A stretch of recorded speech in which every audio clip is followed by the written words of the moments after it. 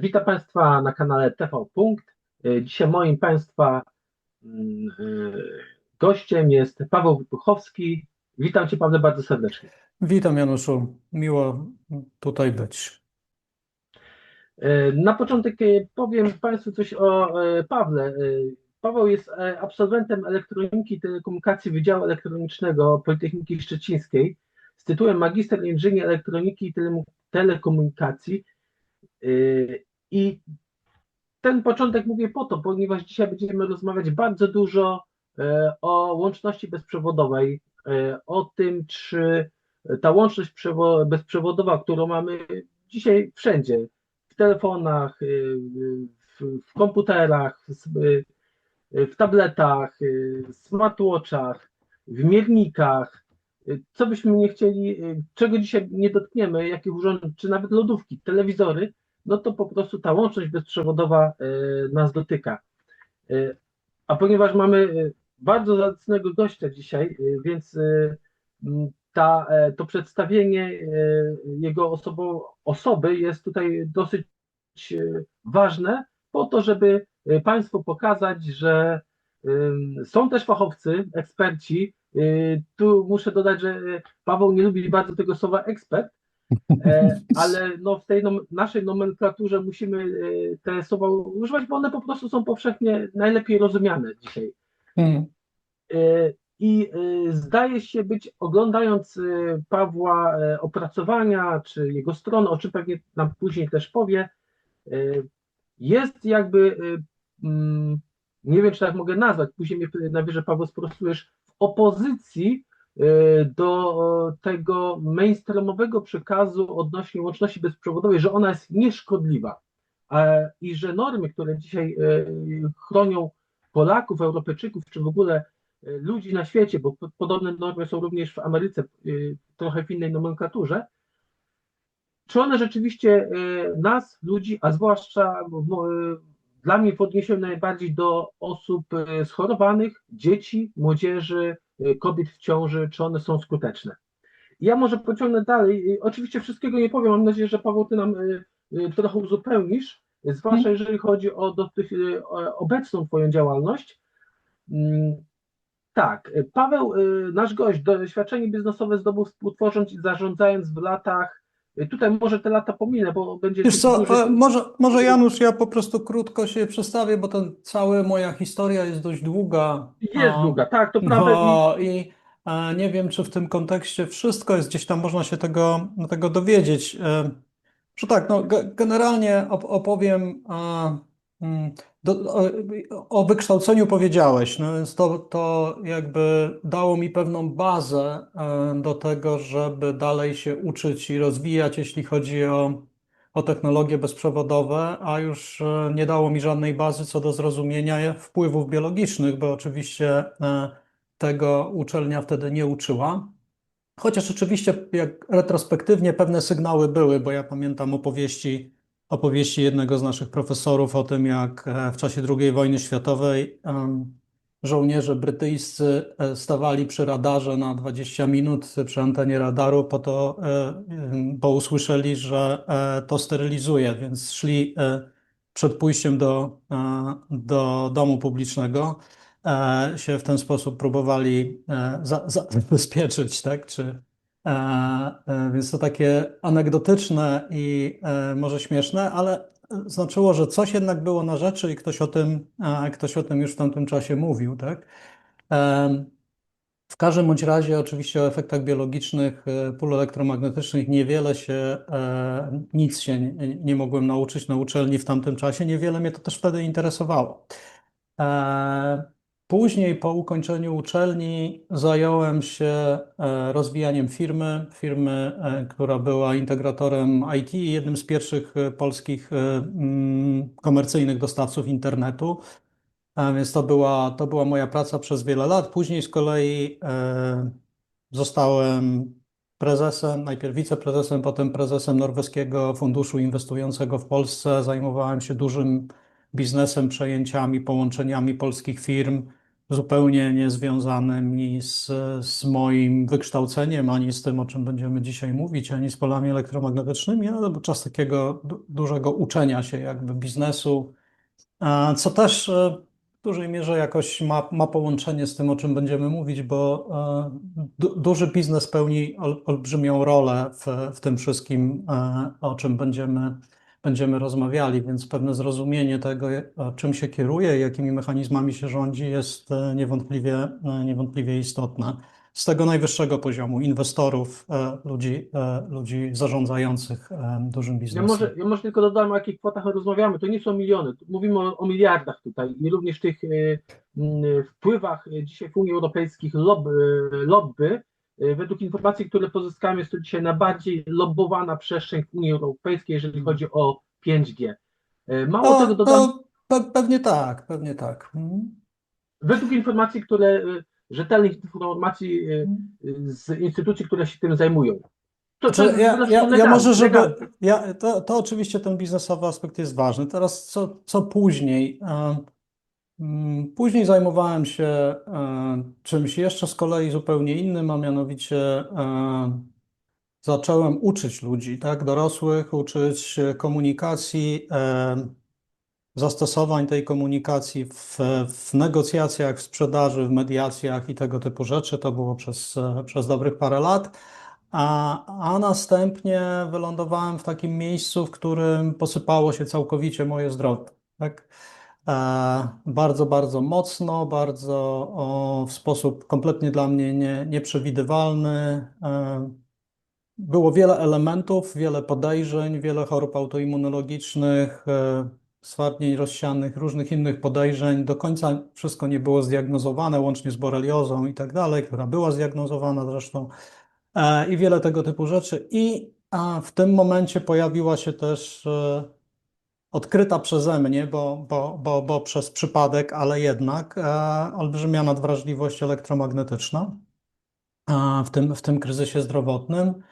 No i tutaj, mając te podstawy z uczelni, tak, i z tamtych lat, i pasję też do tego, no zacząłem po prostu się temu przyglądać, jaki jest link pomiędzy zdrowiem i polami elektromagnetycznymi, sam doświadczając bardzo poważnej elektrowrażliwości i starając się oczywiście to swoje zdrowie poprawić, naprawić i przywrócić. No i tak się zaczęła moja podróż, która trwa już 18 lat.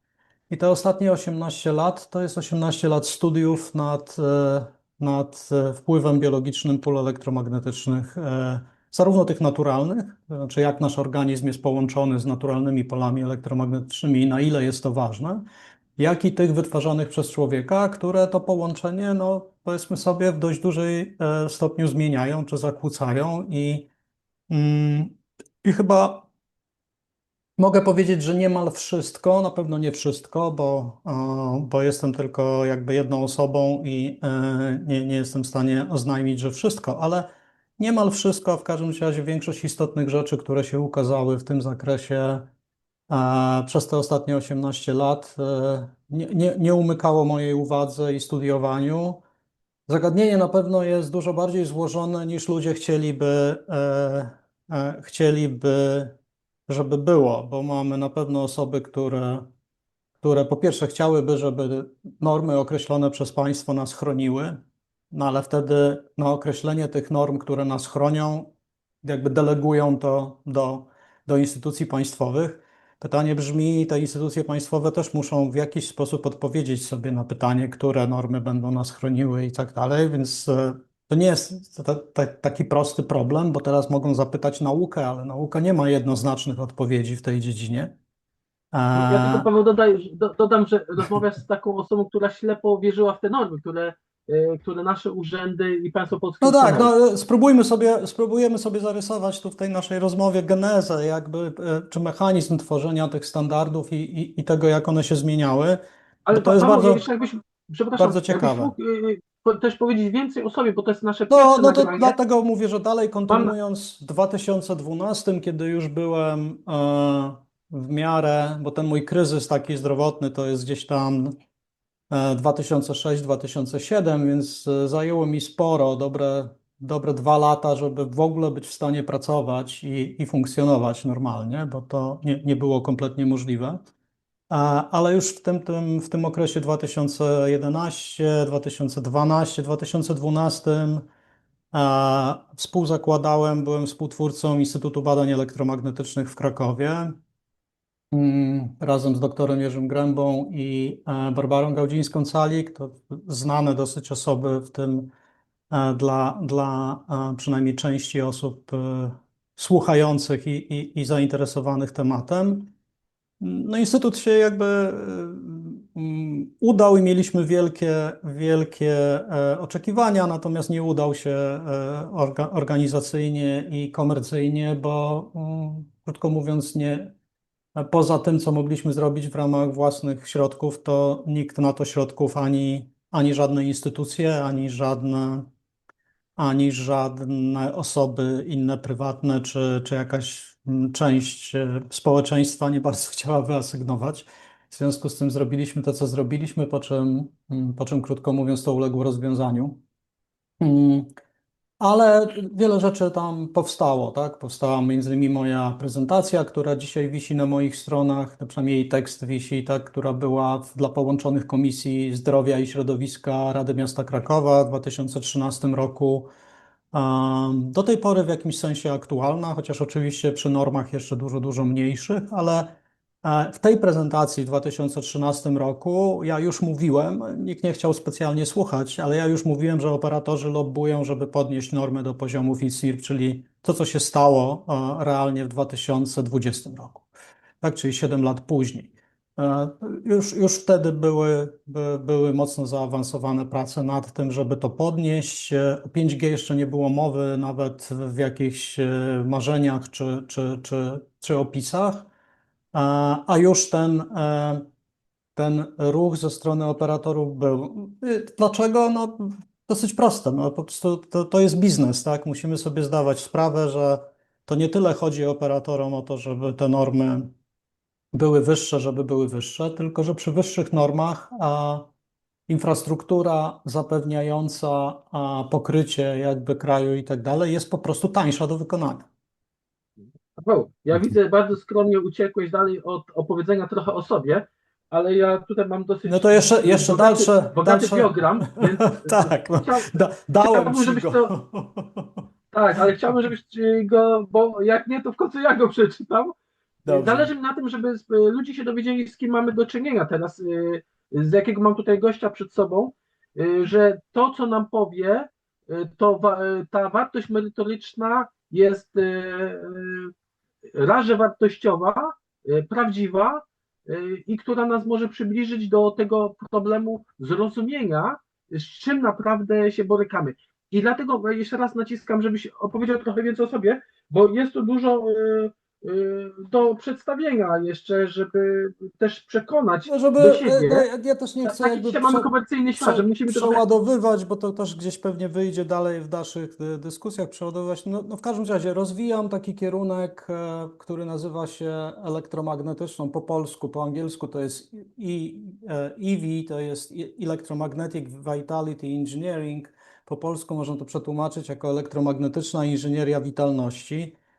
Jest to próba kompletnie innego podejścia do zagadnień zdrowia związanych z polami elektromagnetycznymi, dlatego że uwzględnia to, co nauka ludzka, a już od XX wieku, bo tam jest wiele rzeczy, które w XX wieku powstały, dobrze wie, a czego żadna uczelnia medyczna nie uczy i co w ogóle nie jest uwzględniane w tym, co lekarze rozumieją, ani nie jest w tym uwzględniane, co w tej chwili jest jakby w wielu badaniach na ten temat. To są takie rzeczy jak teoria sygnałów, teoria sterowania i zagadnienia związane z biofizyką, w tym z biofizyką kwantową, a także biofotoniką i wieloma innymi tego typu dziedzinami, które notabene w Polsce były rozwijane i byliśmy bardzo silni w nich. Ośrodek wrocławski, jeśli chodzi o biofotonikę w latach 80.,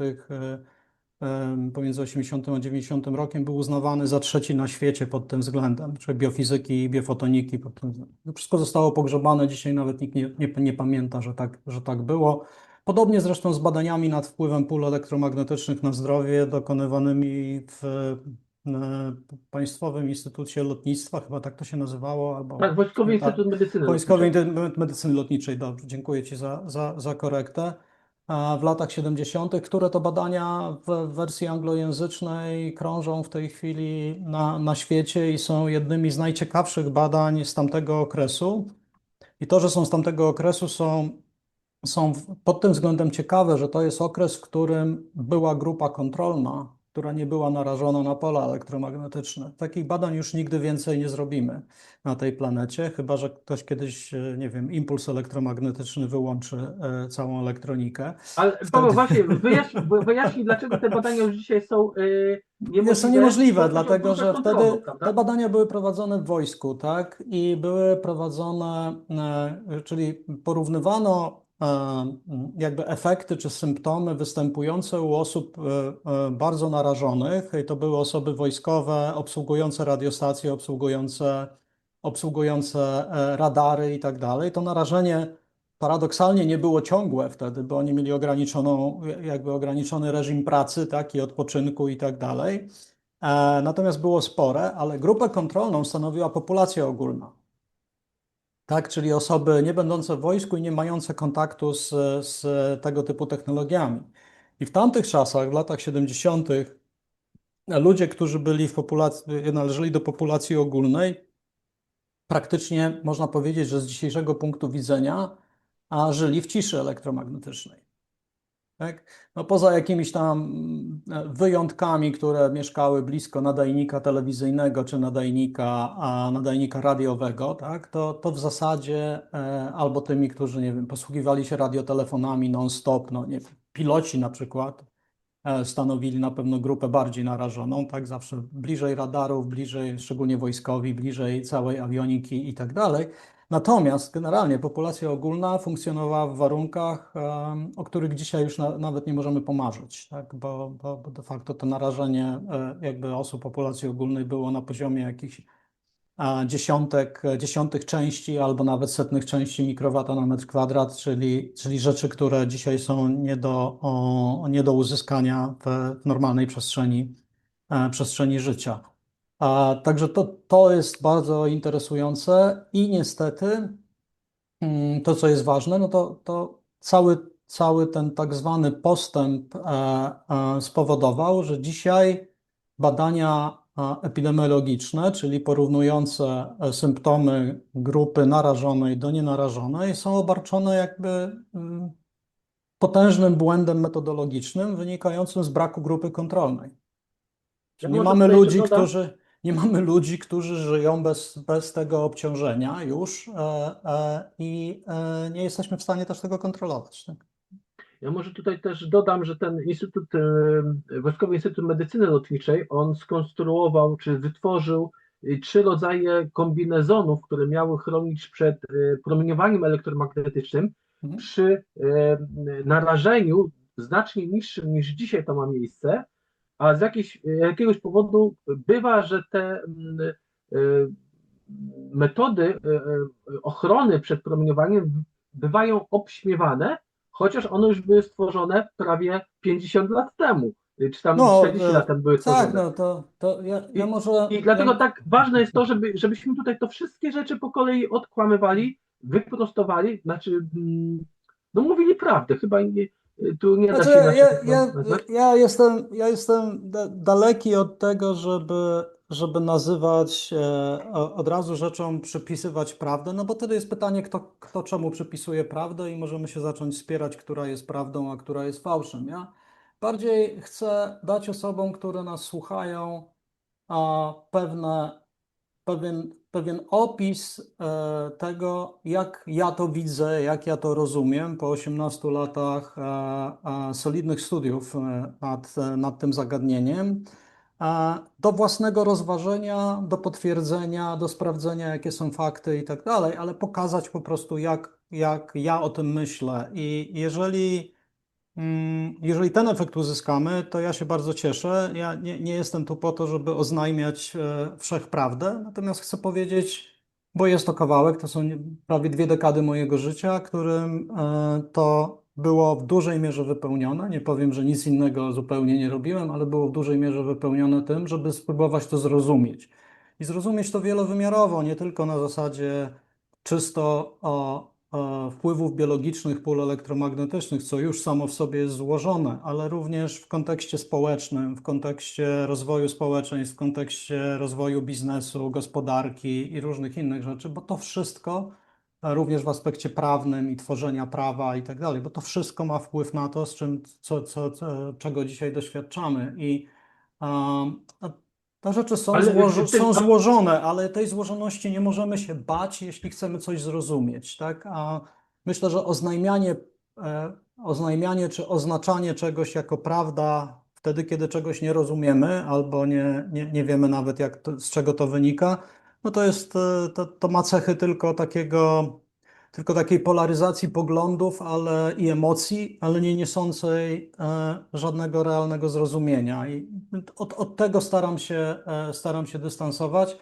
bo zależy mi na zrozumieniu, nie zależy mi na tym, żeby ludzie się wyzywali od takich czy owakich, dlatego że ten ma różną opinię czy różne zdanie, ale żeby mogli o tych swoich różnych opiniach porozmawiać, popierając to pewnymi rzeczami, które nie tylko usłyszeli, ale które sprawdzili i wydają im się przekonujące, tak?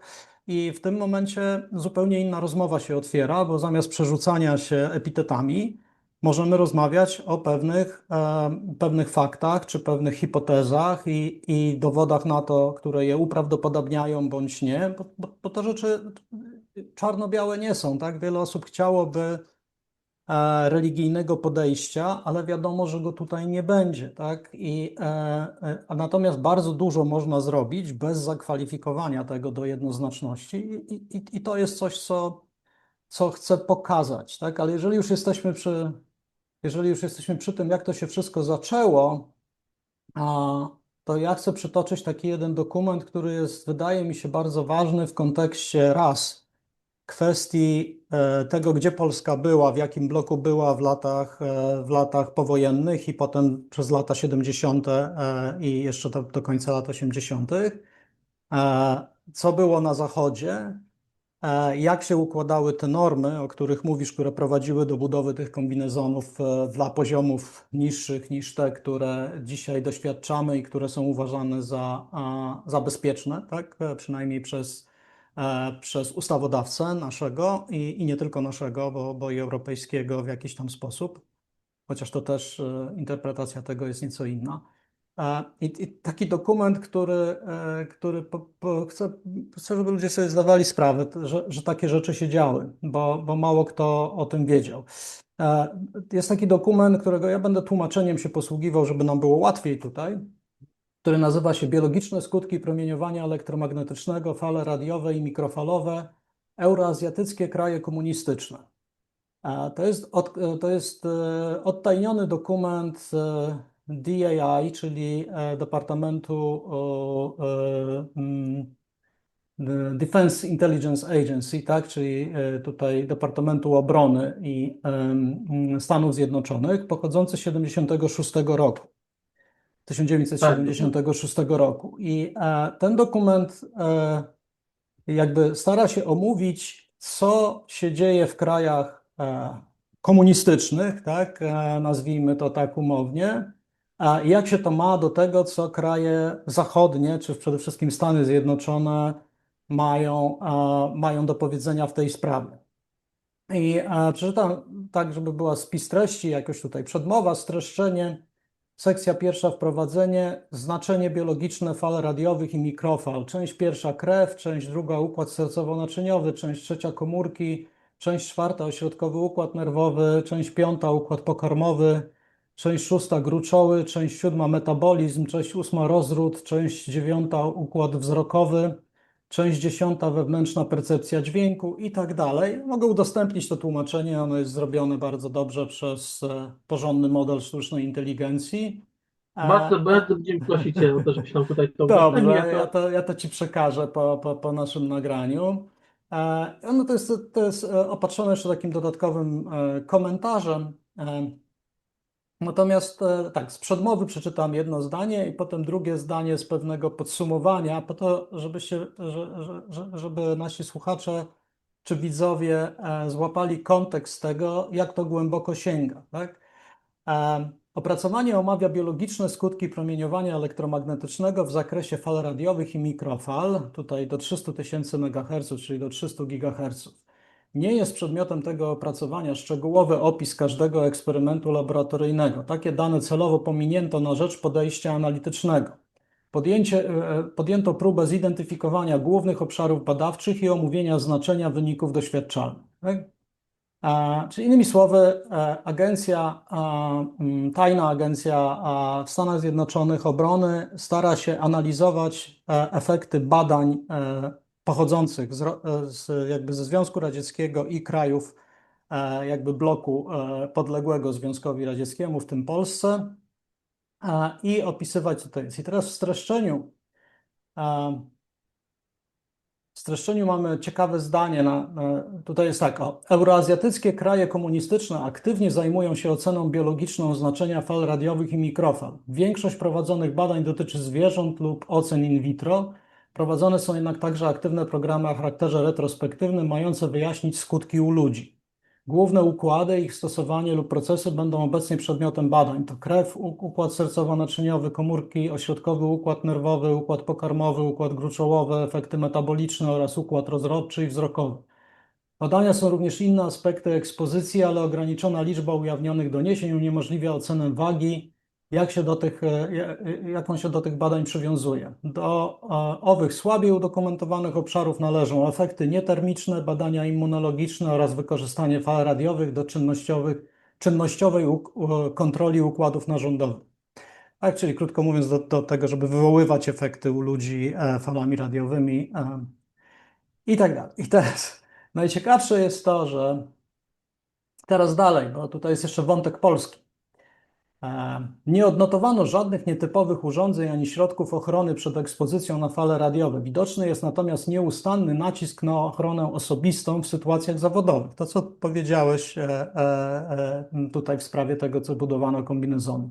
Zaleca się tu stosowanie okularów ochronnych i odzieży ochronnej podczas pracy w obszarach promieniowania mikrofalowego.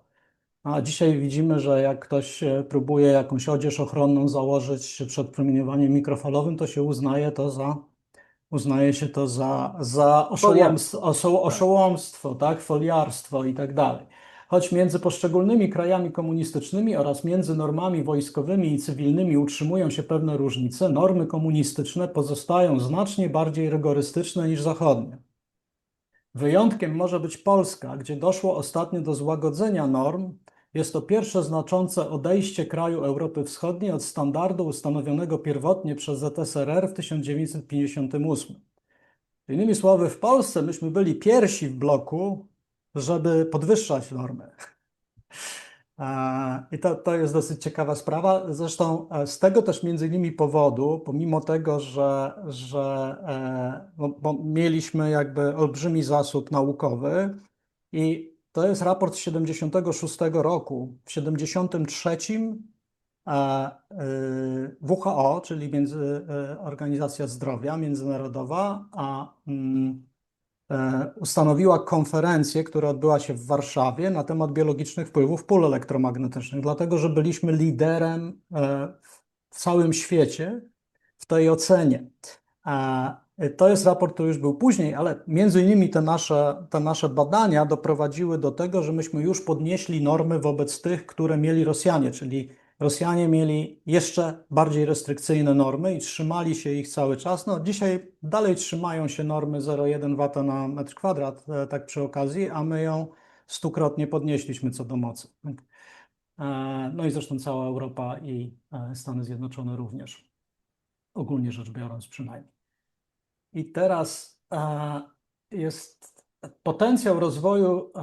Teraz najciekawsze zdanie, które myślę, że definiuje całe nastawienie świata zachodniego, czyli tego prorynkowego, tak, nazwijmy go kapitalistycznego, na następne dekady, jeśli nie stulecie. To jest to, jeśli bardziej rozwinięte państwa Zachodu będą rygorystycznie egzekwować surowe normy ekspozycji, może to niekorzystnie odbić się na produkcji przemysłowej i funkcjach wojskowych. Okay? Euroazjatyckie kraje komunistyczne mogą z kolei deklaratywnie hołdować surowym normom, pozwalając zarazem swojemu wojsku działać bez ograniczeń i uzyskując dzięki temu przewagę w technikach walki elektronicznej oraz w rozwoju zastosowań przeciwko sile żywej, czyli antypersonalnej.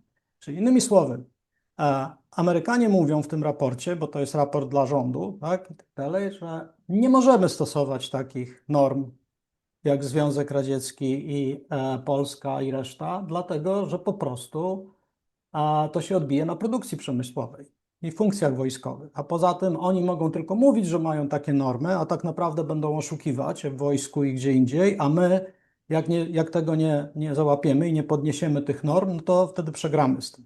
Tak? Czyli innymi słowy, konkluzja tego raportu, 76 rok, zimna wojna, tak? A konkluzja tego raportu jest prosta. Normy muszą być wyższe, dlatego że inaczej biznes nie będzie mógł funkcjonować. Ja tylko I dodam do wojsko. tego, co powiedziałeś, że w latach 70. również Marynarka Wojenna Stanów Zjednoczonych przeprowadziła badania, które już mówiły wtedy o tych normach, może nie normach, tylko o tym wpływie biologicznym, bo poruszyłeś tu jedno zdanie, powiedziałeś, o czym powiemy, rozszerzymy to później, wpływ termiczny, nietermiczny, ale to na razie zostawmy ten temat. W każdym razie już wtedy to wypłynęło, więc bo dlaczego ja teraz napomknąłem? Bo wszędzie, gdzie jeżdżę na te spotkania z tym Instytutem Łączności czy z korporacjami, oni wszędzie negują to zdanie normy biologiczne czy inne niż nietermiczne, niż termiczne. Ale do tego wrócimy. Ja chciałem jeszcze do tego, co ty powiedziałeś o tych badaniach takich niejawnych, że w 2012 roku również został opublikowany raport CIA no, na temat właśnie wpływu fal milimetrowych na zdrowie człowieka i on też nie pozostawia suchej nitki na tej retoryce, która jest powszechnie uprawiana. I właśnie po to, żeśmy się spotkali, żeby po kolei No tak, sobie tylko ja jeszcze też spróbuję tę sprawę trochę zniuansować, dlatego żebyśmy też nie byli tacy kategoryczni, bo to jest istotne, żeby nie próbować iść na skróty, tak? Tylko też zobaczyć. Te badania polskie, o których mówimy i te rzeczy, które ten raport Departamentu Obrony Stanów Zjednoczonych tutaj uwzględnia, no bo to jest dość długi raport i tutaj mamy opis badań poszczególnych taki dosyć ogólny, ale jednak prowadzonych w tych krajach, jak oni je nazywają, euroazjatyckich, tak, czyli tych komunistycznych. A poziomy, które tutaj były, na które byli eksponowane osoby, te poziomy były generalnie w większości badań wysokie, czyli przekraczające dzisiejszą normę 10 watów na metr kwadrat, tak? Bądź tam 61 V na metr, bo to zależy jak do tego podchodzić, jeśli chodzi o natężenie pola albo gęstość mocy, czy bardziej precyzyjnie gęstość powierzchniową strumienia mocy, bo to tak się powinno powiedzieć, ale popularnie używa się skrótu gęstość mocy. W związku z tym nie możemy też powiedzieć, że to dotyczyło takich samych. Po drugie, jakby dotyczyło to urządzeń, które stosowały głównie dosyć prymitywne w porównaniu do dzisiejszych sposoby modulacji i głównie falę nośną sinusoidalną, czyli harmoniczną, wąskopasmowo, tak, stosunkowo wąskopasmowo. Radary może były nieco szerzej pasmowe, ale to nie były pasma częstotliwości porównywalne do pasm częstotliwości 4G, 5G czy Wi-Fi, tak?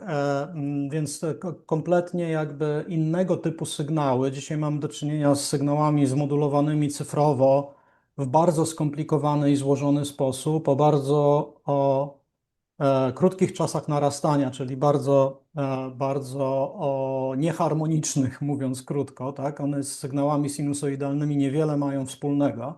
Są szerokopasmowe sygnały zmodulowane cyfrowo. W związku z tym też nie możemy zapominać różnic, tak? Bo tam mieliśmy sygnały głównie wąskopasmowe, analogowe, nazwijmy je tak umownie. Tutaj mamy sygnały szerokopasmowe i głęboko zmodulowane cyfrowo, tak, o zupełnie innej charakterystyce. Nauka, która istnieje w tej chwili, mówię o recenzowanych badaniach naukowych, nie o jakichś doniesieniach anegdotycznych, mówi wyraźnie, że sygnały, nie mamy dokładnej kwantyfikacji tego jak, ale szacuje się, że sygnały te współczesne są od 10 do nawet 100, a nawet 1000 razy w niektórych przypadkach czy w niektórych porównaniach bardziej aktywne biologicznie niż sygnały te analogowe stare, tak? Czyli innymi słowy, możemy mieć stary nadajnik FM radiowy gdzieś tam powieszony na wieży i poziom promieniowania zmierzony od tego nadajnika, pomimo tego, że będzie taki sam, jak powiedzmy w jakiejś odległości, taki sam jak od naszego routera Wi-Fi, i załóżmy, że jest to Wi-Fi 7, tak, które dysponuje bardzo szerokimi pasmami, ale aktywność biologiczna tego routera, czyli to w jaki sposób nasz organizm będzie reagował, może być nawet 1000 razy większa. Pomimo tego, że sygnał jest 1000 razy mniejszy, to będzie to ta sama aktywność biologiczna. Więc mamy kilka rzędów wielkości, na to wskazują badania, pomiędzy różnicą sygnałów, więc samo to, że tamte badania były przy wyższych sygnałach, nawet jeśli to uznamy, no, w jakiejś części jest skompensowane tym drugim efektem, tak? Przynajmniej na to wskazują badania, bo oczywiście jasnego dowodu i jakiegoś jednego przelicznika nie ma. Natomiast jest wyraźne wskazanie w bardzo wielu badaniach, że aktywność sygnałów tak zwanych pulsacyjnych, czyli tych zmodulowanych cyfrowo, jest zdecydowanie wyższa niż sygnałów harmonicznych, sinusoidalnych. Tak? Także to jest jeden aspekt, który warto podnieść, a drugi, ten, o którym mówiłem. Dzisiejsze testy porównawcze, tak jak badanie chociażby to Interphone, które doprowadziło do tego, że w końcu IARC, czyli ta Międzynarodowa Agencja Badań nad Rakiem, to jest podległa WHO, sklasyfikowała promieniowanie telefonów komórkowych jako potencjalnie karcynogenne. To jest tam grupa 2B, 2B tak? grupa. Jako potencjalnie karcynogenne. To oczywiście nie jest jakaś grupa. Tam ta klasyfikacja jest oczywiście, nazwa sama niewiele mówi, jeżeli nie rozumiemy tego, w jaki sposób ta klasyfikacja jest robiona. Natomiast no, w każdym razie to badanie Interphone było badaniem, którym to, że coś wyszło w ogóle z tego badania i że tą klasyfikację zrobiono, to według mnie to bardziej był cud, niż realnie wynikało to z metodyki, która była, dlatego że było to badanie kwestionariuszowe użytkowników telefonów komórkowych, które zbierało dane, ile ludzie używają tego telefonu i porównywało tych, którzy używają mało, do tych, którzy używają dużo. Tak? Nie było nic na temat, jakie inne narażenia były tych osób, czy na przykład mieszkał blisko stacji bazowej, czy nie, te wszystkie rzeczy zostały pominięte, Sama metodologia badań tutaj jest. czyli stanowiły w ogóle szum badania, tak? To jakieś ogromne miliony na to badanie wydano, natomiast jedyne co zrobiono, nie zrobiono żadnych pomiarów u tych osób, na przykład w miejscu spania, tak? Nie, nic z tych rzeczy, po prostu kwestionariusze, tak, na temat używania telefonu, robiąc takie prymitywne zupełnie i nie mające podstaw założenie, że jedynym źródłem promieniowania elektromagnetycznego u tych osób jest telefon, który trzymają i nie ma żadnych innych źródeł ekspozycji. Tak? No, to w ogóle jest jakieś, tak jak w latach 60., 70. w Polsce, jak robiono w wojsku badania, to że założenie, że te radiostacje i radary, przy których ci operatorzy siedzą, są jedynym źródłem ekspozycji, było uzasadnione w porównaniu do populacji ogólnej, która nie była eksponowana. I tutaj mamy bardzo klarowne rozróżnienie. Tak, to badanie i wszystkie dalsze, bo mamy ogromny rozwój tego promieniowania, tak, i jego złożoności, bo dzisiaj jesteśmy eksponowani zwykle na różnym poziomie na kilkadziesiąt źródeł, co najmniej, tak, każdy z nas, nie na jedno, tylko na kilkadziesiąt i przez cały czas, przez 24 godziny na dobę. To się bardzo zmienia, ale non-stop jesteśmy eksponowani na wiele źródeł. No i teraz jest pytanie, jak na tym tle wyróżnić osoby mocniej eksponowane, słabiej eksponowane i czy w ogóle jakiś pomiar natężenia promieniowania w ogóle coś o tym mówi, czy rozróżnia ekspozycję. Więc dzisiaj metodologia jest kluczowa, jeśli w ogóle cokolwiek chcemy zrobić. I te metodologie typowo takie epidemiologiczne, stosowane w tym wszystkim, one dzisiaj tak naprawdę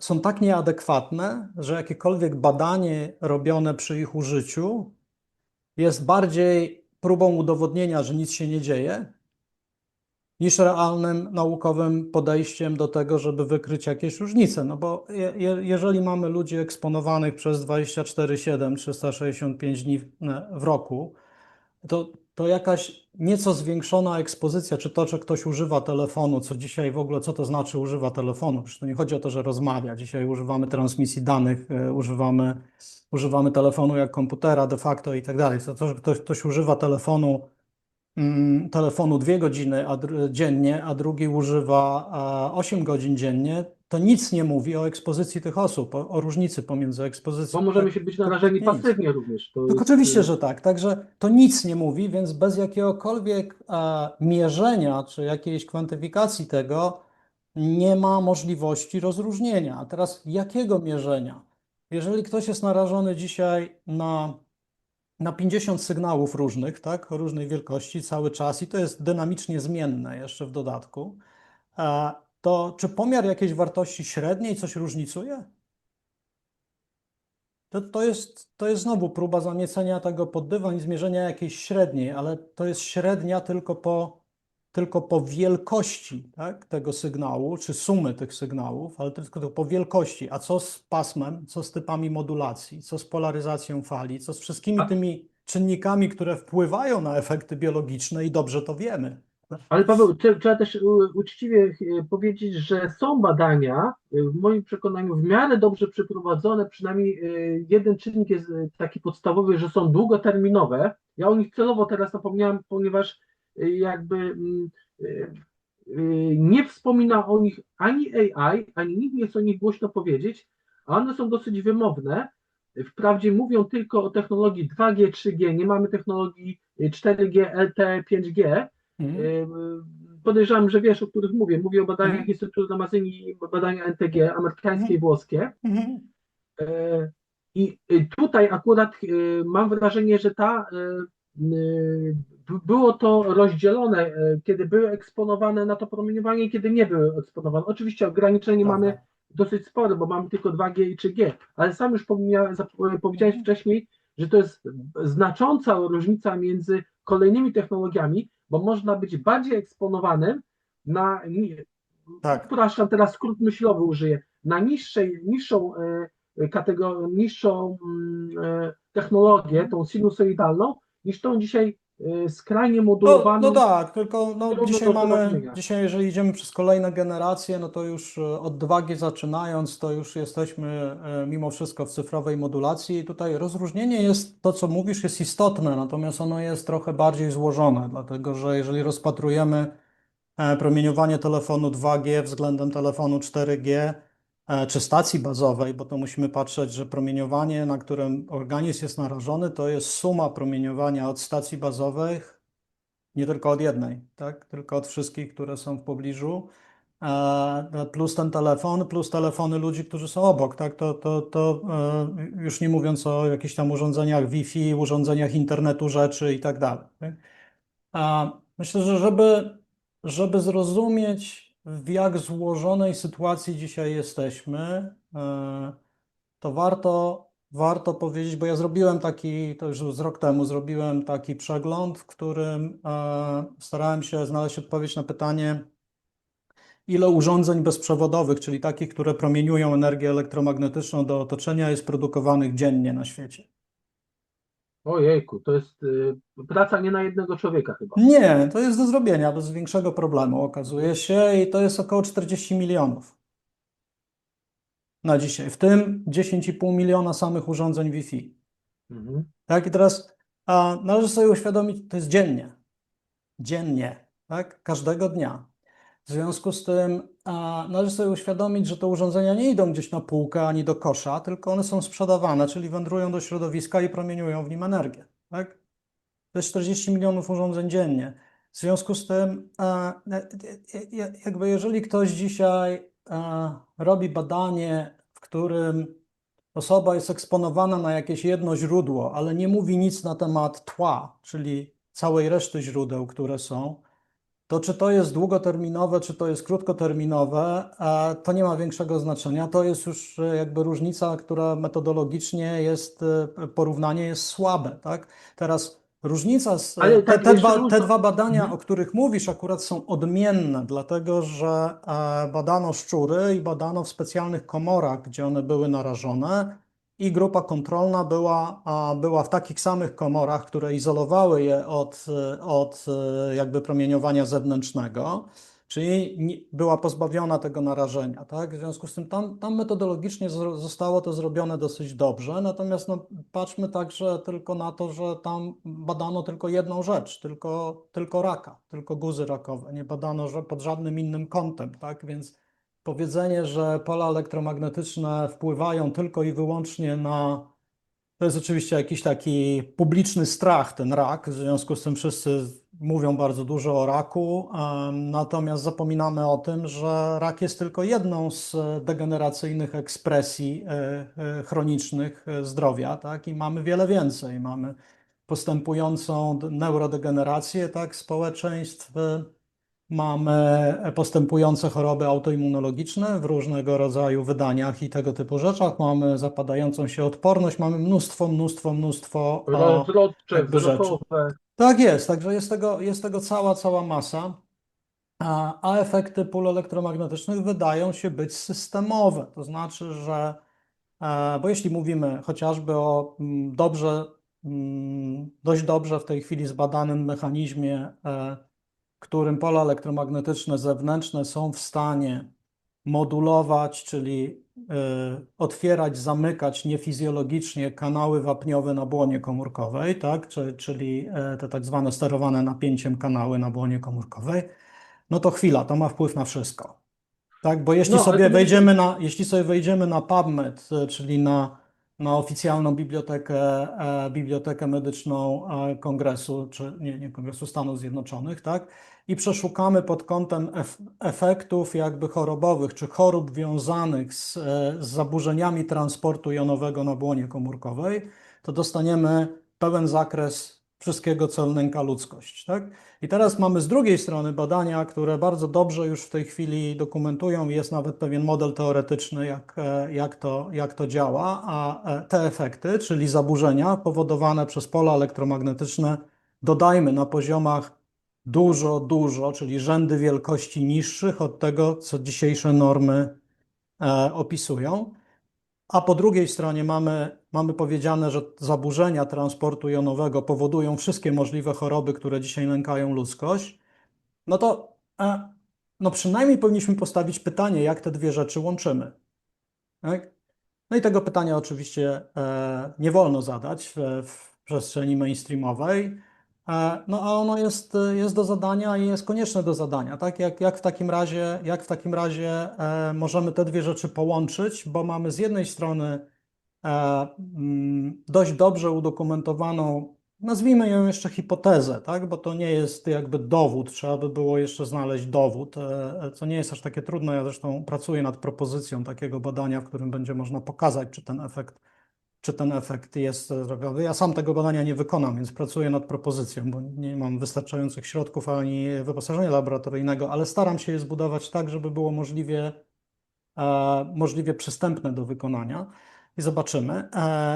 Natomiast dowodu nie ma, tak? Natomiast mamy bardzo dobrze udokumentowaną i uargumentowaną hipotezę, która pokazuje i model, która pokazuje, że pola na poziomach tysiące razy, czy nawet dziesiątki, czy setki tysięcy razy niższych od obowiązujących norm, tak, mogą fizjologicznie, nie fizjologicznie, czyli nie w sposób, który reguluje organizm, bo umówmy się, te kanały są regulowane przez nasz własny organizm, przez nasz własny układ nerwowy. No i teraz nagle te pola elektromagnetyczne z zewnątrz konkurują z tym naszym sterowaniem, tak? I odpalają uruchamiają te kanały jonowe w sposób, który nie jest związany z tym, jak organizm funkcjonuje. I teraz, jeśli weźmiemy efekty, które medycyna zna, a mamy ich bardzo dużo, dlatego że no chociażby kanały wapniowe są związane z takimi rzeczami jak nadciśnienie, chroniczna dolegliwość męcząca ogromną ilość ludzkości, tak? I mamy leki nawet, blokery kanału wapniowego, które mają przeciwdziałać temu, tak? I między innymi mamy od strony profesora Martina Pola udokumentowane badania, w których te efekty pól elektromagnetycznych są częściowo znoszone poprzez podawanie blokerów kanału wapniowego. Tak? A W związku z powiedzmy, tym bo tylko mamy dotyka się to. mamy po drugiej stronie eksperymentalne potwierdzenie tego, że, że jeśli mamy do czynienia z osobą jakby wrażliwą, doświadczającą jakichś symptomów, to podanie mu blokerów kanału wapniowego obniża jego symptomy. Tak? Czyli innymi słowy, uprawdopodobnia to hipotezę, że te kanały jonowe na błonie komórkowej, nie tylko wapniowy, No są właśnie, to chciałem modulowane. powiedzieć. Mhm. No, Tak, nie tylko, bo nie żeby tylko. nie było Tam tak, jest że to tylko cały szereg. No to tak, głównie mamy potasowe. greckiego uczonego, który cały model zbudował i w kilkunastu swoich badaniach to bardzo dobrze opisuje. To jest Dimitris Panagopoulos z Grecji. I można przejrzeć ResearchGate, wystarczy wpisać Dimitris Panagopoulos i zobaczyć cały szereg badań. Uważam, że każdy, kto chce mieć jakieś pojęcie, powinien przynajmniej przeczytać założenia i konkluzje z tych badań, bo są bardzo, bardzo interesujące. Nie tylko jeśli chodzi o kanały wapniowe, ale w ogóle o wpływ pól elektromagnetycznych i promieniowania telefonów komórkowych i również jest tam też jedno bardzo ciekawy artykuł, jakby argumentujący za tym, że tak zwany Specific Absorption Rate, czyli SAR, nie jest żadną sensowną z punktu widzenia biologicznego miarą, tak? I nie powinniśmy go w ogóle używać w jakikolwiek sposób, sensowny przynajmniej, i wiele, wiele innych, tak? I teraz z tej strony. Potem od drugiej strony, ze strony amerykańskiej, która zawsze jest bardziej eksperymentalna, a mniej teoretyczna, tak? Bo tak się to zwykle układa w całej nauce, że Amerykanie bardziej eksperymentują, czasem nie mając jakby modeli czy wiedzy, natomiast Europa przynajmniej kiedyś głównie koncepcyjnie pracuje. No to mamy doktora Martina Pola, który pokazuje, jak to można potwierdzić w takim klinicznym środowisku, gdzie mamy osoby, które wyraźnie mają te kanały wapniowe pobudzone dysfunkcyjnie, tak? I że blokery kanału wapniowego mogą te symptomy zmniejszać. Oczywiście samo blokowanie tych kanałów poprzez blokery nie ma żadnego sensownego uzasadnienia na dłuższą metę, bo to chodzi o to, żeby organizm to właściwie regulował, a nie żeby to zablokować, tak? No i teraz mamy czynnik konkurencyjny, czyli pola elektromagnetyczne, konkurencyjny do tej naszej regulacji. I teraz zauważmy, że efekt nie jest na poziomie jakichś olbrzymich wartości tego pola. Efekt jest na poziomie informacyjnym, czyli tego, że jeden organizm daje radę sobie regulować te rzeczy, a drugi przestaje dawać radę w ekspozycji na te same pola. Tak? W związku z tym odpowiedź nie można mówić o uśrednionej odpowiedzi. Dlatego, jeżeli ten model zrozumiemy, to musimy zrozumieć, że to, co mówi pan Agopoulos i mówi, że ten kanał się może otwierać powyżej pewnej wartości pola, to nie tłumaczy niestety różnic pomiędzy osobami. Tak? Dlatego, że Może wtedy tutaj dodam. u wszystkich powinniśmy mieć te same efekty, a tak nie Ja, jest. Tak? ja Paweł, może tylko dodam, że te badania, o których ty mówisz, że mamy dziesiątki, chyba nawet już dzisiaj tysiące badań, których to widmo promieniowania jest tysiące razy poniżej tych norm, które mamy dzisiaj ustanowione i zostało to sklasyfikowane, znaczy zebrane przez taką grupę naukowców Bioinitiative. Mhm. I ja między innymi w swojej tej książce nie chcę, że je propagować, bo ja Mhm. już jej nie mam. Ona została Nie, to, wyprzedana. to, to, to Mi jest chodzi o komercję, bio, ale tam jest to bardzo ładnie, te słowa, o których ty mówisz, Chciałem je tylko potwierdzić grupą kilkudziesięciu zacnych naukowców, którzy wykonali tą ciężką pracę i w jednym takim prostym zestawieniu to pokazali, że takie badania mamy, które pokazują, że promieniowanie jest naprawdę znikome, a jednak ma wpływ na nasze organizmy. No tak, To natomiast oni nadal nie są w stanie pokazać i to jest ten główny problem, o który cały czas debata się rozbija, dlatego że mamy badania faktycznie i to masz grupę BioInitiative, masz raport pierwszy z 2012, potem raport kolejny, rozszerzony chyba z już chyba 2018. 4 się pokazały do tej Chyba pory. tak, tam są uaktualnienia i w międzyczasie masz jakby tą samą, w większości tą samą grupę naukowców zebraną pod szyldem European, czyli Europejskiego Instytutu Medycyny Środowiskowej, w tym raporcie z 2016 roku, który jest o tyle ciekawy, że definiuje tak zwane normy biologiczne jako normy prewencyjne, starając się przyjąć następującą metodę. Bierzemy te wszystkie badania BioInitiative Plus, bo tam jest jeszcze więcej. Tam zresztą literatura do tego opracowania European to jest ponad 300 pozycji naukowych, przy czym bardzo duża część z tych 300 są opracowaniami zbiorczymi, takimi jak BioInitiative, więc to jak mówisz, że mamy tysiące tych rzeczy, które zostały wzięte pod uwagę, to jest dobre oszacowanie, bo tak naprawdę jest. I teraz oni przyjęli następującą metodologię, to też warto, żeby ludzie sobie uświadomili, co to są te normy biologiczne. European przyjęło następującą metodologię. Jeżeli w jakimkolwiek z analizowanych badań mamy efekt pozytywny, to znaczy, czy nazwijmy go negatywny, czyli mamy jakby dysfunkcyjny wpływ pól elektromagnetycznych na danym poziomie, dla danego typu pól, dla danej częstotliwości, dla danego typu pól, to uważamy to za jakby istotne i w związku z tym robimy tak, że obniżamy to o czynnik 3, czyli dzielimy przez 3 i na tym poziomie ustalamy normę. To są normy prewencyjne. Tak czy innymi słowy, jeżeli pojawia się badanie, przy którym przy 30 mikrowatach na metr kwadrat, już nie wiem, czy oni te 3 brali do natężenia pola, czy do gęstości mocy, bo tutaj ten czynnik 3 nie powinien być taki sam, bo jedno z drugim jest związane pierwiastkowo, a nie liniowo. Ale mniejsza z tym, jeżeli mamy jakieś narażenie, załóżmy, że w badaniu pokazuje nam się, że 300 mikrowatów na metr kwadrat dawało negatywne efekty biologiczne, czyli dysfunkcyjne funkcjonowanie organizmu, to dzielimy to przez 3, powiedzmy do 100 mikrowatów na metr kwadrat i na tym poziomie ustalamy normę prewencyjną, tak? Żeby mamy pewien margines bezpieczeństwa, ten margines ustalono przez 3. Więc w związku z tym te normy biologiczne nie są znikąd, one bezpośrednio bazują na badaniach z założonym marginesem bezpieczeństwa, tak?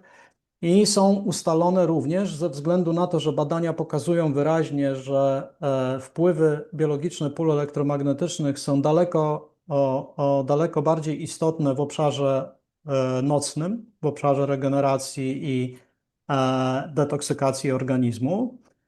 Są ustalone normy dzienne i są ustalone normy nocne i są ustalone oddzielnie normy dla populacji szczególnie wrażliwej. One są jeszcze niższe, tak? Czyli dla osób chorych, można by było powiedzieć, czyli u których występują symptomy elektrowrażliwości, nawet jeśli są one nieobiektywnie stwierdzone, ale jednak te osoby doświadczają symptomów. Zresztą WHO potwierdziło, że jest zdefiniowany EHS przez WHO, tak, czyli nadwrażliwość elektromagnetyczna, czy wrażliwość elektromagnetyczna, żeby nie używać tego nad niepotrzebnie.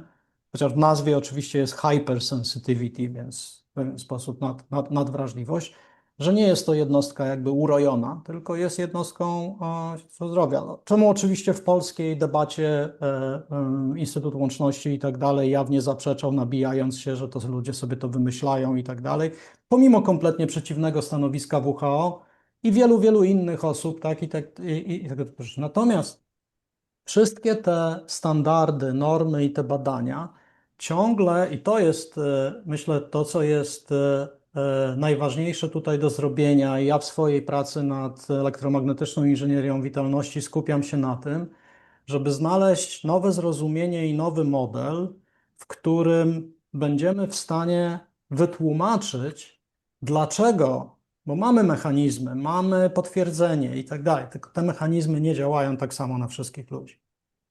Mhm. Okay? Ja I tylko tutaj dodam, dopóki nie znajdziemy odpowiedzi na to, nasza dyskusja z, z, mm, z gremiami, które ustalają te normy i tak dalej, jest obarczona pewnym dużym błędem poznawczym, dlatego że no weźmy, ja staram się tłumaczyć to tak, że weźmy coś takiego jak nadwrażliwość, tak zwana wieloraka nadwrażliwość chemiczna.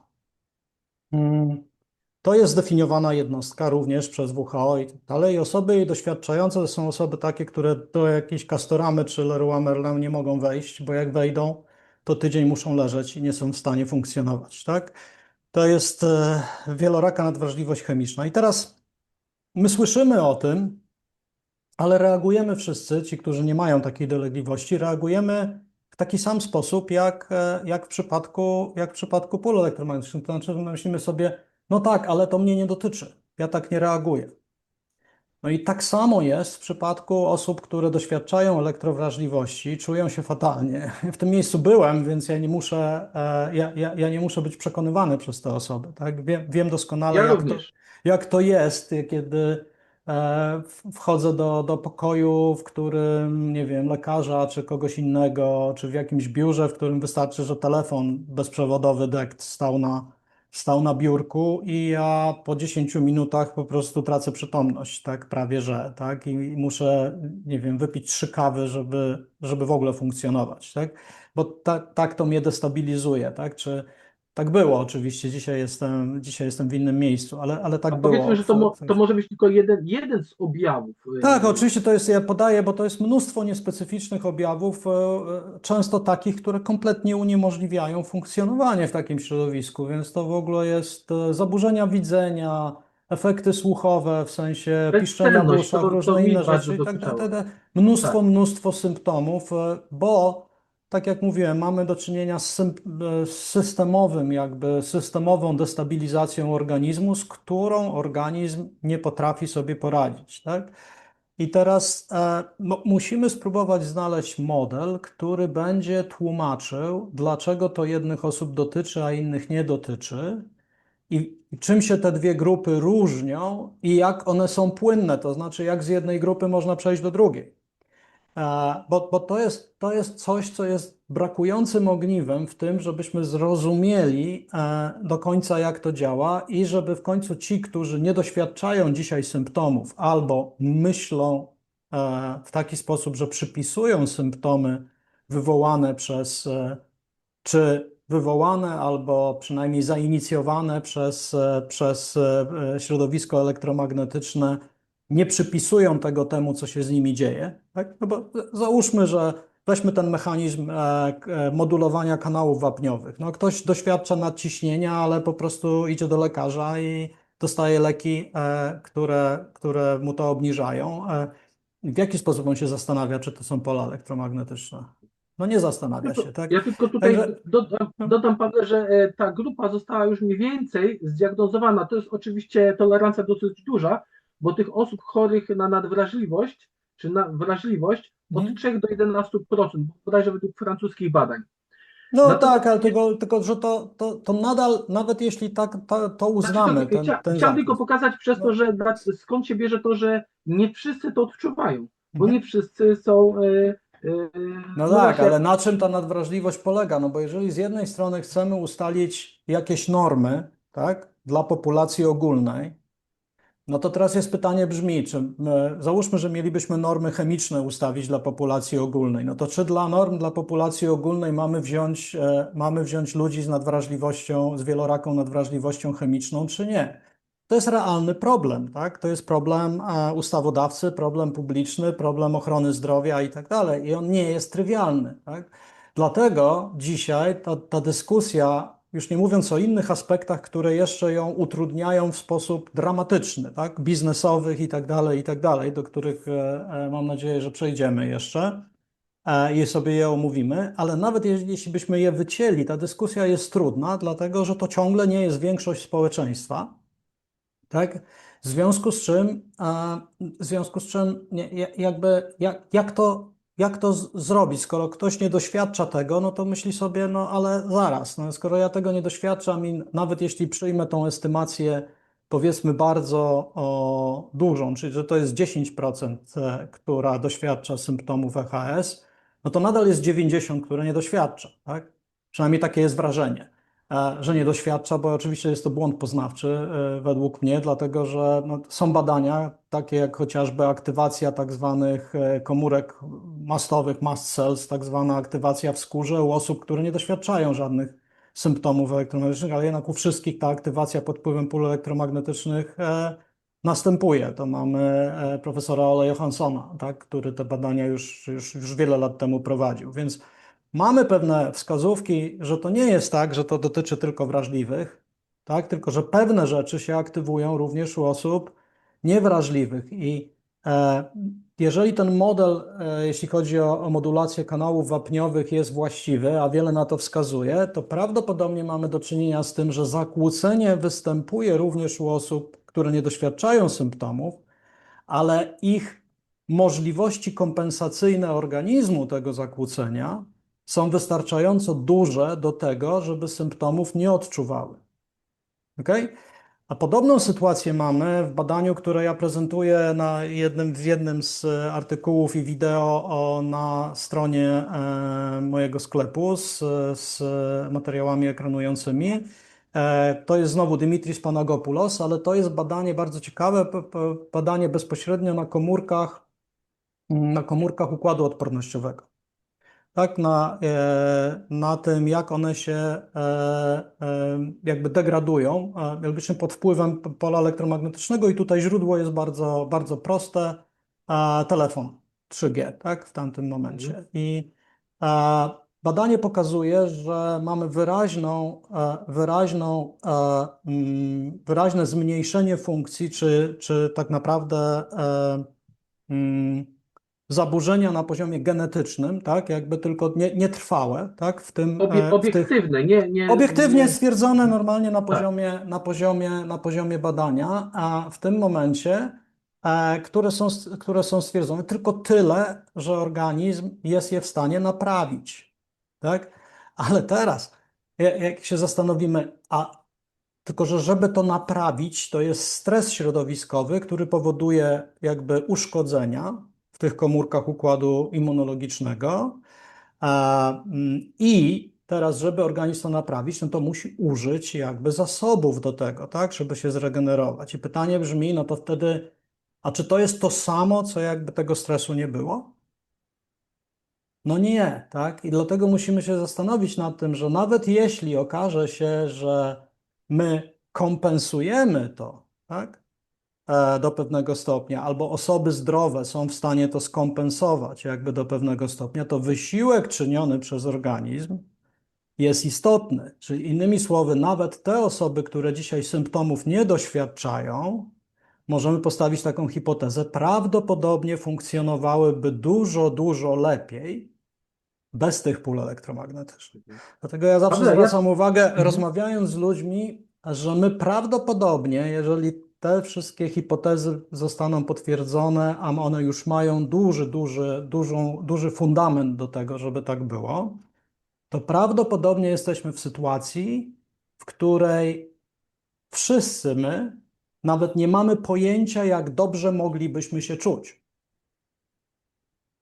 Ja Okay? tylko jeszcze tutaj napomnę o jednej rzeczy, bo mówiliśmy o Wojskowym Instytucie Medycyny Lotniczej, ale nie wiem, czy masz tą wiedzę, to może masz i to większą i nam powiesz, dlaczego tak się zadało i kto był inicjatorem tego działania.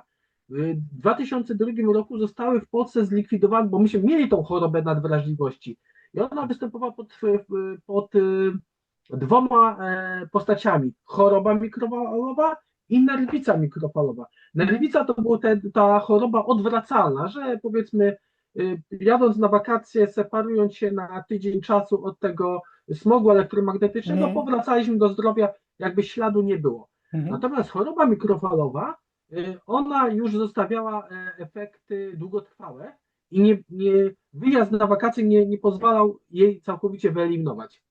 Ale w 2002 roku u nas wykreślili te choroby Mhm.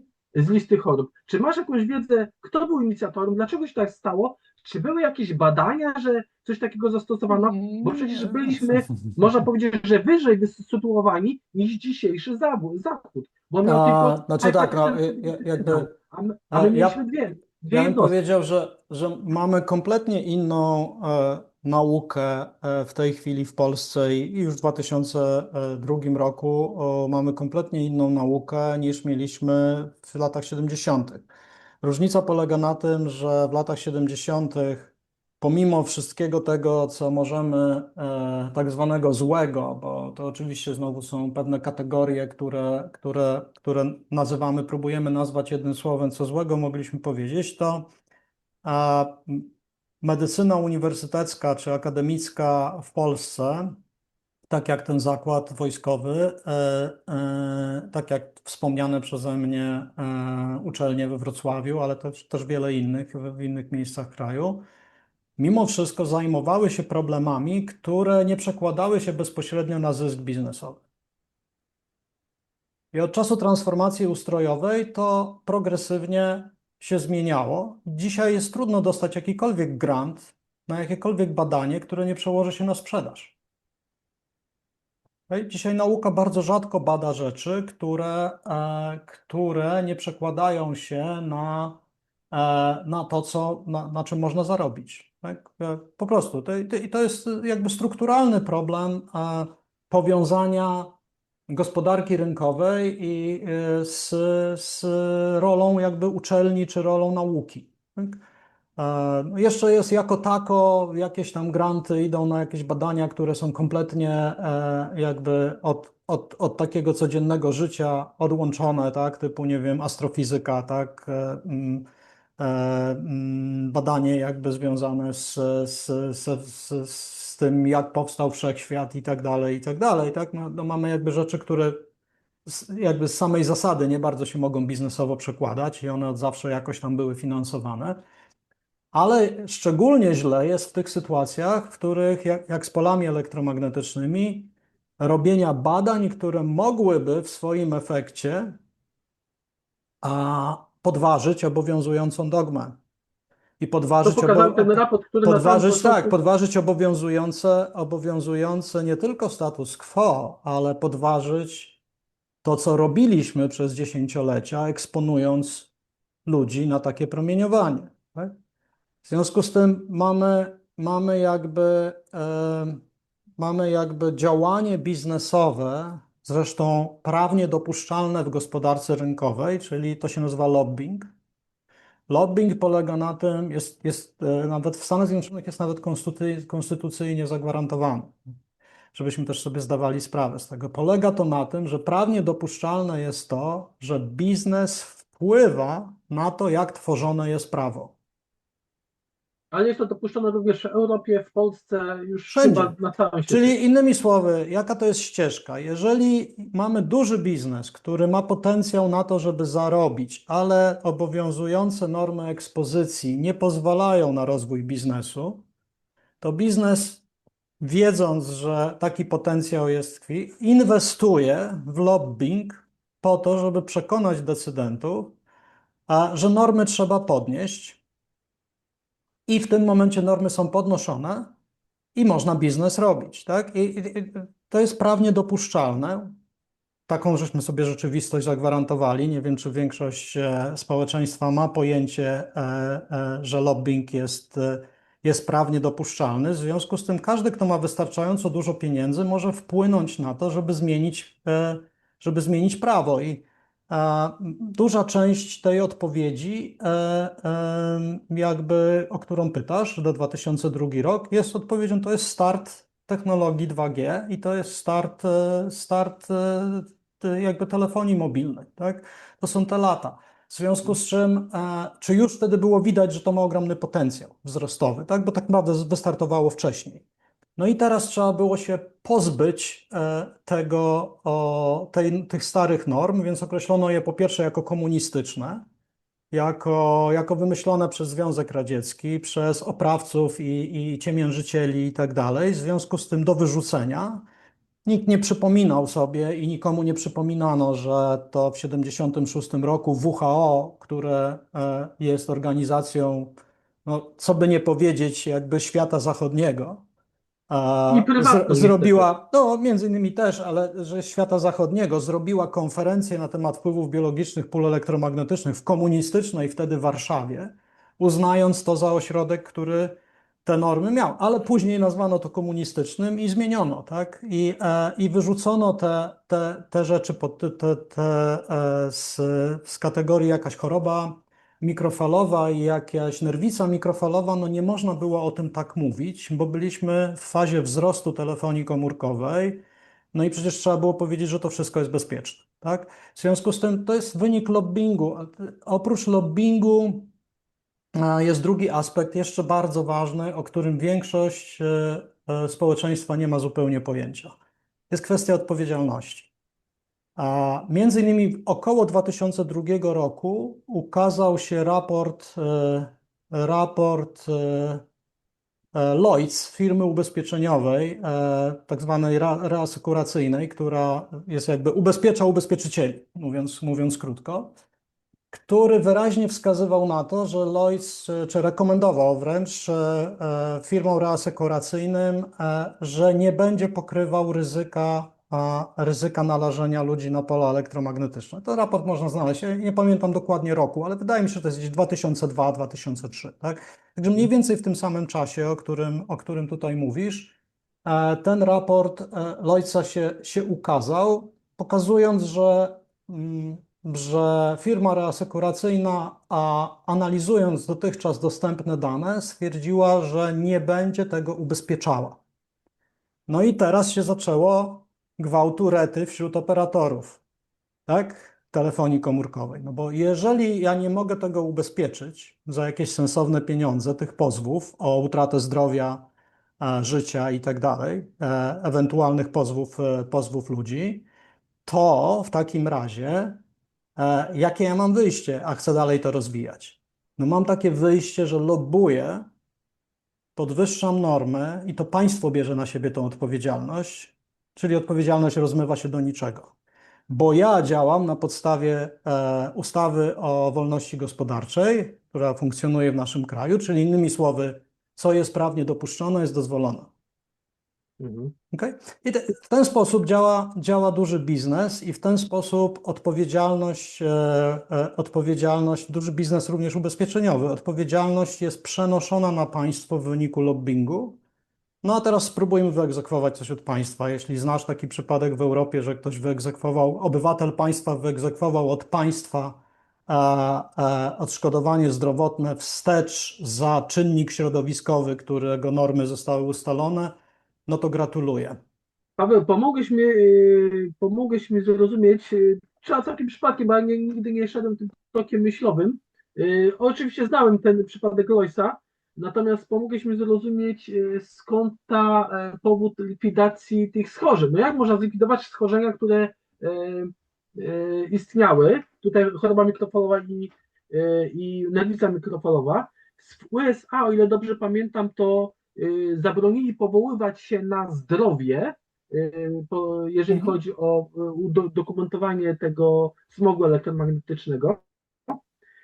A w Polsce mamy dzisiaj, ja może tylko wspomnę choćby Zbyszek Geldzok, ale takich osób do mnie się zgłaszają osoby, choćby z wojska, które mają tą chorobę mikrofalową, Mhm. jakieś wylewy podpajęczykowe. Mhm. Jeden z żołnierzy, który pracował na radarach, mówi, że jest jedynym żyjącym żołnierzem już dzisiaj, bo wszyscy w wieku średnio 40 lat umierają i nie Mhm. mogą udowodnić choroby mikrofalowej, bo takiej nie ma w spisie Nie ma chorób. takiej jednostki, oczywiście. Mhm. I to ułatwia też, no nie ma się z kim sądzić, nie ma ekspertów, to słowo, którego nie lubisz, nie ma ludzi, którzy mogą taką chorobę zdiagnozować. E, Ja No ale może o czymś. zobacz, no ale jeżeli mamy sytuację taką, no jakikolwiek ekspert powoływany w danej sprawie, w sprawach zdrowotnych, może być tylko lekarzem medycyny. Każdy inny ekspert zostanie zdyskredytowany. No Klasyfikowany. poza może naukowcami światowego formatu z dziedziny biofizyki, no tak do końca ich zignorować nie można, ale to będzie dosyć trudne, tak? No i to kosztowne. jeżeli, a teraz zobacz na program nauczania medycyny. Jeżeli popatrzysz na program nauczania, ja nie mówię tylko o polskim, bo ja robiłem analizę tego, jak to wygląda na świecie. I teraz na świecie nigdzie na uczelni medycznej nie ma przedmiotu pod tytułem wpływ pól elektromagnetycznych na organizm, tak? Z uwzględnieniem chociażby wiedzy naukowej, badań i różnych innych rzeczy. W związku z tym ze środowiska lekarskiego jest to wyrugowane kompletnie. Oni pól elektromagnetycznych owszem używają, ale na zasadzie operatora urządzeń, tak? Urządzeń do diatermii mikrofalowej i tak dalej, i tak dalej. I tam wiadomo, że to zabieg trwa minuty, tak, a potem musi być przerwa i tak dalej, nie jest mowa o jakby ciągłej ekspozycji. Mamy systemy obrazowania, takie jak MRI, które używają, czyli rezonans magnetyczny, które używają bardzo złożonych pól magnetycznych na bardzo wysokich, elektromagnetycznych na bardzo wysokich poziomach, potencjalnie również. Ale też nikt z lekarzy nie jest uczony tego, jakie jest oddziaływanie tego z tkanką, poza czysto radiologicznym podejściem, jak to wygląda na obrazie, tak? I co ten obraz diagnostycznie mówi. Ja nie mówię tego zupełnie bez uzasadnienia. Ja wiem, że to jest krytyka i ktoś się może obrazić, ale prawda jest taka, że ja byłem na indywidualnym toku studiów, jak kończyłem swoje studia i zajmowałem się cyfrowym przetwarzaniem obrazów i między innymi w medycynie. W związku z tym chodziłem i rozmawiałem z lekarzami w tamtym czasie, no to powiedzmy przełom lat 80. i 90., koniec lat 80. bardziej. Um, i rozmawiałem z nimi na temat obrazowania w medycynie i tak dalej. I się okazywało, że oni nie mają zielonego pojęcia, jak ten obraz powstaje. Tak, czyli jakie jest oddziaływanie tych pól z tkankami i tak dalej, a już w ogóle nie rozpatrują tego pod kątem bezpieczeństwa. Ktoś im powiedział, że to jest bezpieczne i to jest zamknięta kwestia, tak? Się nad tym Ale nie wiesz co, zastanawiamy. ja powiem przykład jakby z mojej rodziny. Kiedyś szwagierka zdradziła mi informację, że ona była jeszcze prowadzona w okresie prenatalnym przez lekarza starej daty. Mhm, I on powiedział jej kategorycznie, że jeżeli mają krótkie, spytał się, czy mają kuchenkę mikrofalową w domu. Ona powiedziała, że tak. To powiedział jej, że kategorycznie, jeżeli włącza tą kuchenkę mikrofalową, wychodzi z kuchni. mhm, Więc chyba u tych starych daty jeszcze lekarzy ten przedmiot tego przestrzeni, tym bardziej, że tak jak żeśmy już tutaj wspomnieli, Polska dominowała w tej mhm. dziedzinie mikrofal. Ta wiedza była i chyba ona była też na medycynie. Tego nie jestem w stanie stwierdzić, Nie ale jestem skądś ten pewien. lekarz tą wiedzę miał, że to Znaczy, jest tak. jakby ten, kto był zainteresowany, mógł do tego sięgnąć, bo te rzeczy były, tak? Chociaż potem szybko zniknęły i potem pamiętam, że my w Instytucie Badań Elektromagnetycznych w Krakowie próbowaliśmy jakby dotrzeć do archiwów polskiego znaczy tego Zakładu Medycyny Lotniczej. I Mhm, tam strasznie ciężko było w ogóle dowiedzieć się, gdzie to w ogóle jest, tak? Ja byłem w stanie wyciągnąć tylko anglojęzyczne tłumaczenia, bo one na świecie fruwają i są dostępne w internecie i można to mhm. dostać. I na podstawie nich to jakby odtwarzaliśmy. Natomiast w Polsce tak jakby płachta zapomnienia na to padła, ale w tamtym czasie e, przynajmniej było to publicznie dostępne, czyli dla lekarzy też, tak? Czyli jeśli ktoś się zainteresował i wiedział, że takie badania były robione, a nie była to jakby, nie było to w ukryciu absolutnie, tylko wręcz przeciwnie, no to mógł do tego sięgnąć i mógł o chorobie mikrofalowej i o nerwicy mikrofalowej poczytać, tak? Poczytać i zapoznać się z tymi badaniami, no więc szanse przynajmniej były na to. Dzisiaj nawet nie ma szansy, już nie mówiąc o tym, że do zdania jakiegokolwiek egzaminu nie jest to potrzebne nikomu.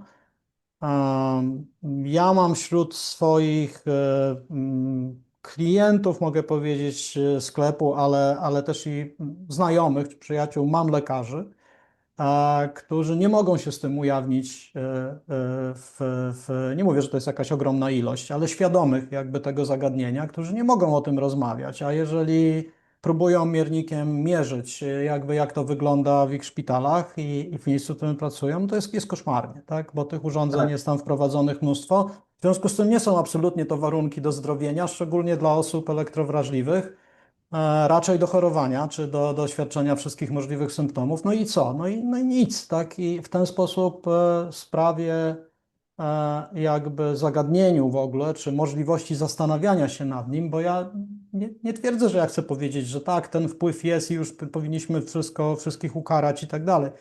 Ale mówię, jeśli nie można o tym rozmawiać, nie można o tym sensownie debatować, tak, no to jaka jest rola tych wszystkich norm, skoro nawet nie można rozmawiać o tym, o ich zasadności, czy o jakiejkolwiek debaty naukowej na ten temat prowadzić, tak?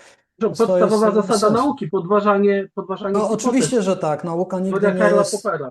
Nie ma czegoś takiego jak konsensus naukowy, to jest oksymoron, tak? Ale niektórzy się tym posługują, szczególnie w przypadku pól elektromagnetycznych. Nie ma konsensusu naukowego. W nauce możemy tylko stwierdzić, że się mylimy, nie możemy nigdy stwierdzić, że mamy rację, bo kolejne badania mogą pokazać, że nasza wiedza jest albo niepełna, albo przyjęliśmy niewłaściwe założenia i tak dalej.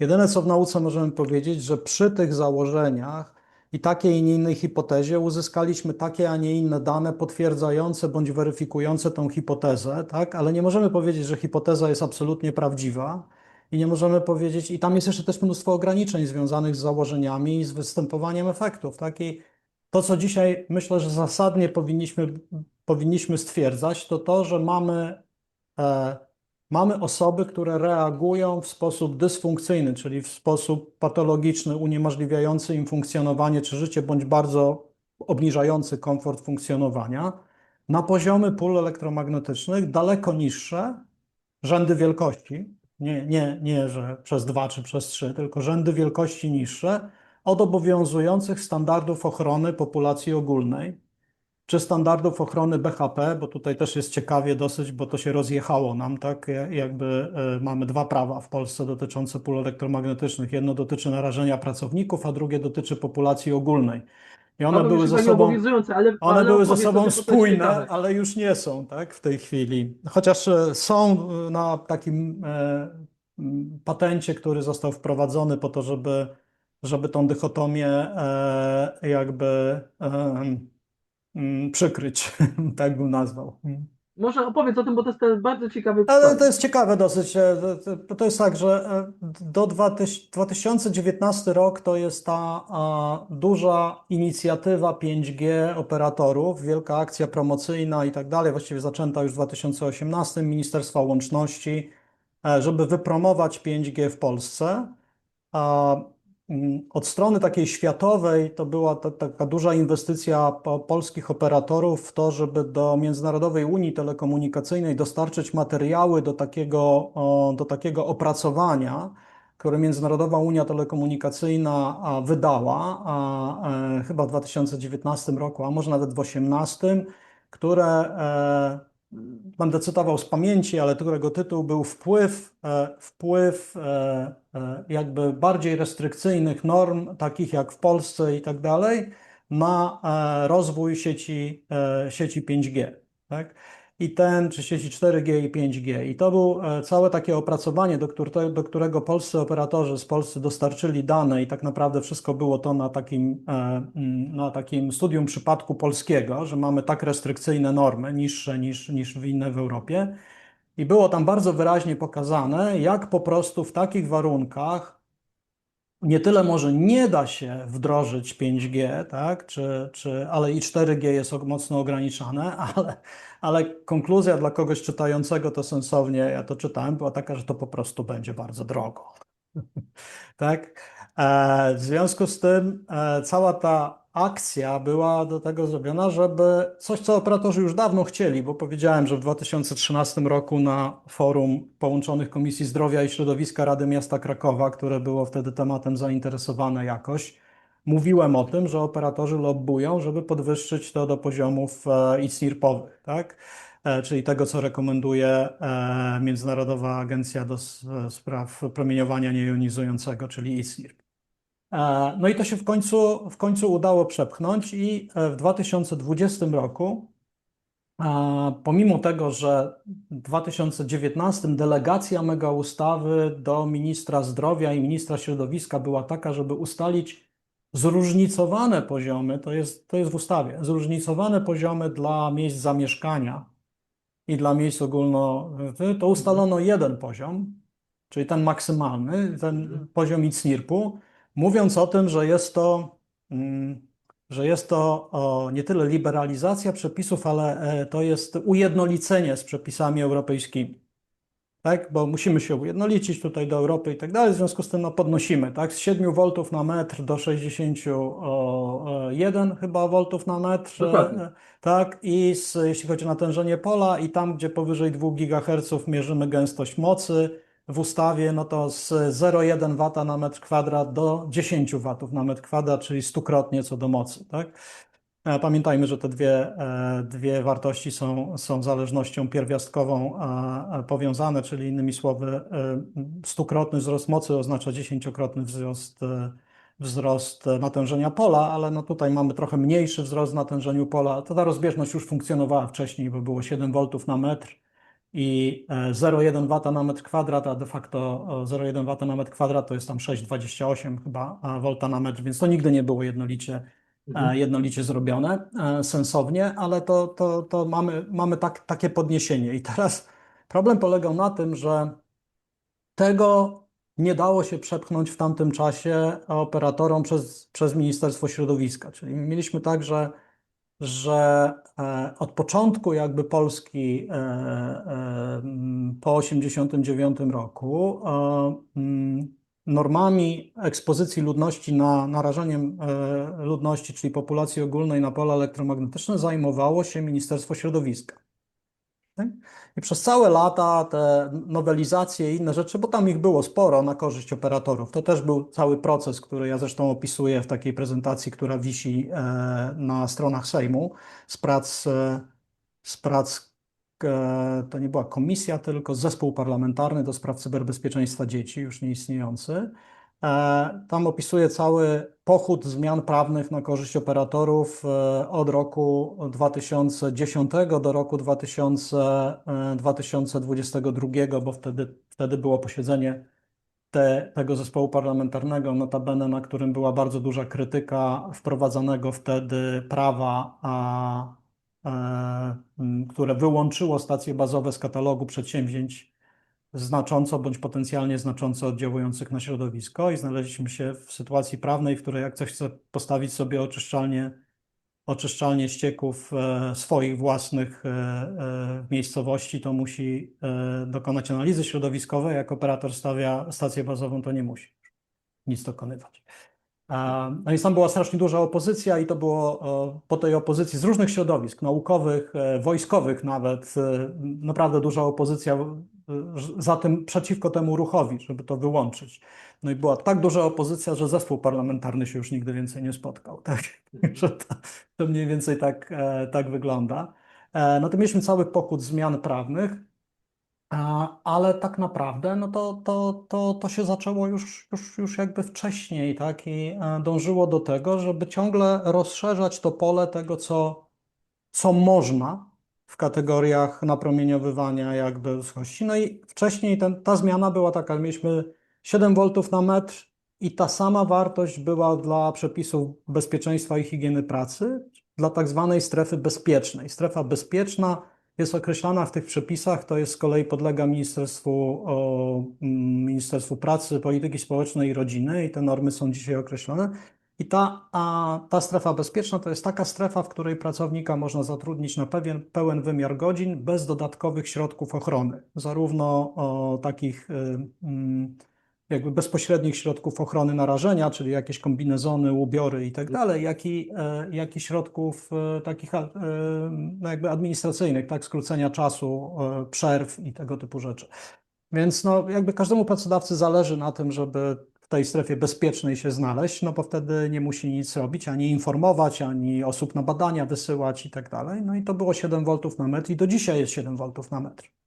Dlaczego? No dlatego, że Instytut Medycyny Pracy był przeciwny podniesieniu w Łodzi, tak? To jest Instytut Medycyny Pracy w Łodzi, to jest jedyna jednostka uczelniana w tym kraju, z której ludzie, którzy tam pracują, mają publikacje światowe na temat wpływu pól elektromagnetycznych na zdrowie, tak? Pani profesor Bortkiewicz, profesor Zmyślony i jeszcze kilka osób co najmniej. Ja myślałem, I że już to zlikwidowali tą, no bo to nie, mamy patologiczną i sytuację dzisiaj, że Instytut wtedy w 2019 roku opublikował, to właściwie nie sam Instytut, ale to był Narodowy Program Zdrowia, zapłacił za wykonanie raportu dotyczącego właśnie 5G w, w Polsce, czy wprowadzenia 5G w Polsce. I wtedy w tym raporcie wyraźnie to skrytykowano i pokazano i wykazano, że można dokonać instalacji w 5G w Polsce w ramach tego limitu 0,1 W na metr kwadrat czy 7 V na metr. Tak? Że jest to absolutnie możliwe technologicznie i że nie trzeba tych norm podnosić i że to nie ma uzasadnienia, dlatego że no, chociażby stosując zasady ostrożności, z tego co wiemy, nie jesteśmy pewni, jak to działa. Jest wiele badań i dokumentów, tam wyraźnie to napisano, mówiących o tym. Ja to omawiam zresztą w swojej ekspertyzie dla Instytutu Spraw Obywatelskich, ekspertyza 5G, czy ten mega ustawa 5G, czy ta księga rzeczywiście jest biała. To rzeczywiście działa. jest w internecie. Więc warto przeczytać, bo no i ten raport wyraźnie merytorycznie jakby atakował podstawy podniesienia tego wszystkiego. Chyba Instytut Pracy nie do końca wiedział albo no nie był powołany do tego, żeby się wypowiadać, że to, co oni mówią, jest w zasadzie uzasadnione, to znaczy, że można zbudować sieć 5G w ramach tego limitu poprzedniego. Tyle tylko, że będzie to dużo, dużo mniej opłacalne. Tak? I to było coś, co zostało niedopowiedziane, ani społeczeństwu nie powiedziane, ani nikogo. A to był główny cel operatorów, tak? Bo oni dobrze wiedzieli, że będą musieli wydać dużo więcej pieniędzy, jeżeli mieliby to utrzymać w tych niższych limitach. I że będzie to miejscami trudne, ale możliwe. Tak? Niewątpliwie możliwe, ale za to trzeba będzie więcej zapłacić, co oznacza, że później musielibyśmy więcej zapłacić im za abonamenty, telefony i wszystko, co się z tym bierze, no bo to jest podmiot biznesowy, on musi gdzieś zarabiać, no umówmy się, tak? Także tak to wyglądało i cały ten ruch lobbingowy polegał też między innymi na tym, żeby okazało się, że ministerstwo, nie wiem dlaczego, bo nie znam kulisów, ale okazało się, że Ministerstwo Środowiska nie chce się pod tym podpisać i pomimo tej delegacji w mega ustawie, że to ma być minister środowiska w połączeniu czy w porozumieniu z ministrem zdrowia mają ustalić te nowe limity, to Mhm. Ministerstwo Środowiska do tego ręki nie przyłożyło I ja tutaj i, może też powiem, i to nie zostało jest, to przepchnięte przez Ministerstwo Zdrowia. to nie jest moja książka, to kto Mm, inny napisał. Oczywiście nie to, że reklamuję też tą książkę, tylko tam jest ten właśnie wątek poruszony. Prawdopodobnie jest to być może jeszcze inny, przynajmniej tak sugeruje ta książka, wątek wpływów chińsko-amerykańskich, kto będzie zarządzał, kto będzie sprzedawał tutaj te podzespoły i tak dalej. To jest, To był wątek poboczny, który ja też podnosiłem ale to już w może tej tak, nie swojej dotykajmy tego, bo ekspertyzie, ale on był bez wpływu na te kwestie, bez większego wpływu na te kwestie. To była próba jakiegoś takiego tam kierowania się interesem bezpieczeństwa państwa, bo wtedy głównym dostawcą dla Polski miał być Huawei, tych wszystkich urządzeń. No i była kwestia, czy to jest bezpieczne z punktu widzenia bezpieczeństwa państwa, jeśli cała infrastruktura 5G będzie należała do chińskiego dostawcy, producenta i jak to weryfikować, że te urządzenia nie będą mogły być inwigilowane i cała transmisja przez nie idąca. Ważny wątek, natomiast nie mający związku z normami. To była odrębna kwestia jakby opłacalności biznesowej operatorów i ich działanie było zorganizowane od samego początku w Polsce. No zresztą to w ich interesie było, więc nic dziwnego. Jakby lobbingowe, bo tak jak mówię, dostarczenie danych i opracowanie światowe Międzynarodowej Unii Telekomunikacyjnej, tak, na podstawie tego case'u Polski, po to, żeby udokumentować, że nie, to się nie da przy tych poziomach, to tylko przeszkadza waszemu wzrostowi gospodarczemu i to będziecie tylko mieli same problemy i tak dalej, czyli pokazać to z tej strony. A potem, jak się pojawił ten raport Narodowego Programu Zdrowia, przy współudziale Instytutu Medycyny Pracy, to, no to było oczywiście bardzo, bardzo cios jakby swego rodzaju dla operatorów, więc natychmiast operatorzy powołali Collegium Medicum, tam naukowców z Collegium Medicum w Krakowie, do wyprodukowania kontrraportu, w którym napisano, że nie ma żadnych naukowych przeciwwskazań do tego, żeby podnieść normy i tak dalej. No i pod nim się podpisali profesorowie z Krakowa, a tyle tylko, że żaden z nich nie miał żadnych publikacji w dziedzinie oddziaływania, światowych, mówię, publikacji w dziedzinie oddziaływań pól elektromagnetycznych, no ale kontraport został przedstawiony, no i było powiedziane, że znowu mamy sytuację, że nauka sama nie wie, no ale my musimy decyzję podjąć, to będzie nas dużo Ale kosztowało, a 5G jest konieczne do tego, żeby dokonywać, nie wiem, operacji chirurgicznych przez telefon komórkowy albo jakieś no często naprawdę nie boję się tego słowa użyć, idiotyczne argumenty, które były rzucane w przestrzeń publiczną. Tam, gdzie niestety nie było możliwości weryfikacji merytorycznej tych argumentów, no bo chyba nikt, kto myśli sensownie, nie chciałby być operowany przez sieć 5G, tak? W sensie transmisją. Są dużo lepsze media do tego celu, jak światłowody, tak. żeby to robić z dużo mniejszymi opóźnieniami, dużo pewniejsze i tak dalej. W związku z czym nie podważa to tego, że zdalnie coś możemy zrobić, ale to niekoniecznie musi być 5G, tak? I tego typu jakieś argumenty były, no ale wielka nagonka została zrobiona, przepisy zostały zmienione, tak? Czyli lobbying zadziałał i w końcu zostały podniesione. Ministerstwo Zdrowia nigdy nie opublikowało, w jaki sposób podjęło tę decyzję. Ani A nawet kto, były, poza a tym. chociaż były pytania ku A temu, na jakiej oczywiście, ja podstawie. zadawałem też pytania w tej prezentacji wcześniej, tak, na podstawie, jakie badania wzięto pod uwagę, jakie odrzucono, na jakiej podstawie odrzucono, kto to oceniał, jakimi kompetencjami dysponował. Nie ma nic na ten temat, jest zasłona i koniec milczenia, tak? Mało, odpowiedzi nawet są. Jakie? Bo ja doszedłem do odpowiedzi niektórych z Ministerstwa Zdrowia, tylko Mhm. ministerstwo odpowiedziało, nie wiem, nie mamy, No tak, no tak, znaczy nie tak. znamy No, się, no to tak, no takie ale odpowiedzi były, w każdym ale razie, to tym no, w bardziej każdym razie. pokazuje, bo ja to pokazuję właśnie na moich prezentacjach, tą odpowiedź Ministerstwa Zdrowia, że tam oni nie mieli żadnych merytorycznych dowodów, nie mieli żadnych merytorycznych Oceny. badań, oceny badań, żeby podnieść te normy. Na niczym Znaczy, to podnieść. ja myślę, że tam nawet no nie ma dokumentacji. Dzisiaj się można spierać i pytać, tak, ale te odpowiedzi wskazują na to, że tam nie było w ogóle żadnego procesu oceny.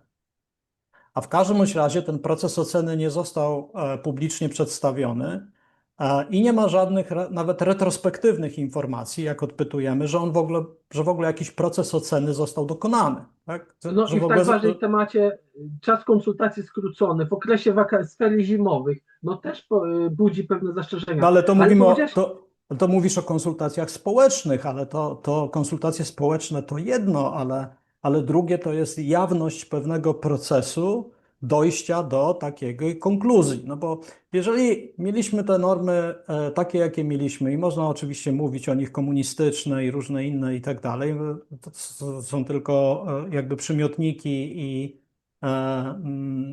jakby epitety, tak, no bez sensu.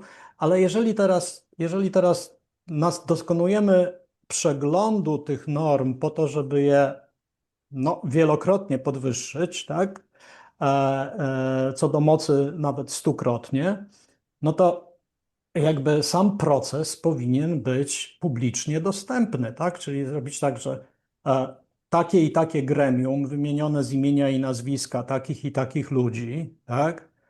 Dokonało przeglądu takiego i takiego zakresu badań, stwierdzono, że te badania zawierają takie i takie dowody, te badania odrzucono dlatego, że i tu powinno zostać wymienione, tak i tak dalej. I coś takiego powinno zostać opublikowane razem z podniesieniem. No to jakieś takie elementarne, demokratyczne zasady odpowiedzialności społecznej, no bo tam mielibyśmy wtedy imiona i nazwiska osób, które za tym stały. Bardzo ważne, Mielibyśmy, imiona i nazwiska, mielibyśmy miejsce, tak, mielibyśmy badania konkretne wymienione, które uwzględniono jako przekonywujące i te, które odrzucono jako nieprzekonywujące.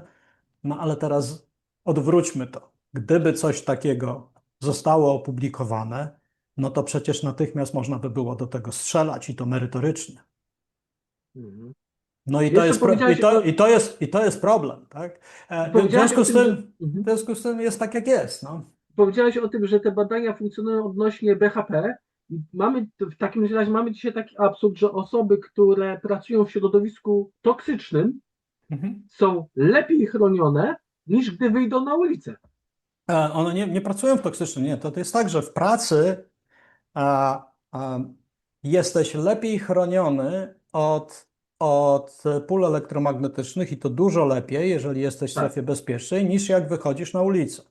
tak, ale to powiedzmy, że to w Ale pracy, no ale powstała schizofrenia, tak? Powstała schizofrenia i teraz trzeba było jakoś z tej schizofrenii wybrnąć. Ale wybrnięcie nie było proste, dlatego że Instytut Medycyny Pracy, który generalnie jest w pewnym sensie autorem tych norm i przepisów wykonawczych, które są, i to naprawdę jest kawał stosunkowo dobrej roboty, nie chciał tego puścić i podnieść tych norm, a to od niego zależało, tak?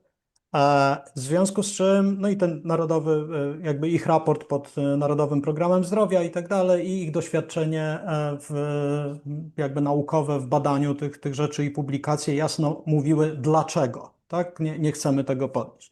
No ale jednak te normy zostały podniesione przez Ministerstwo Zdrowia. Więc żeby to jakoś zebrać do kupy, to wprowadzono taki dodatkowy zapis, klucz do tych norm bezpieczeństwa i higieny pracy mhm, z pominięciem urządzeń powszechnego użytku. mhm. Czyli stacji bazowych telefonii komórkowej, routerów Wi-Fi, wszystkiego, co jest używane i tak dalej, i tak dalej. No i w ten sposób załatwiono sprawę.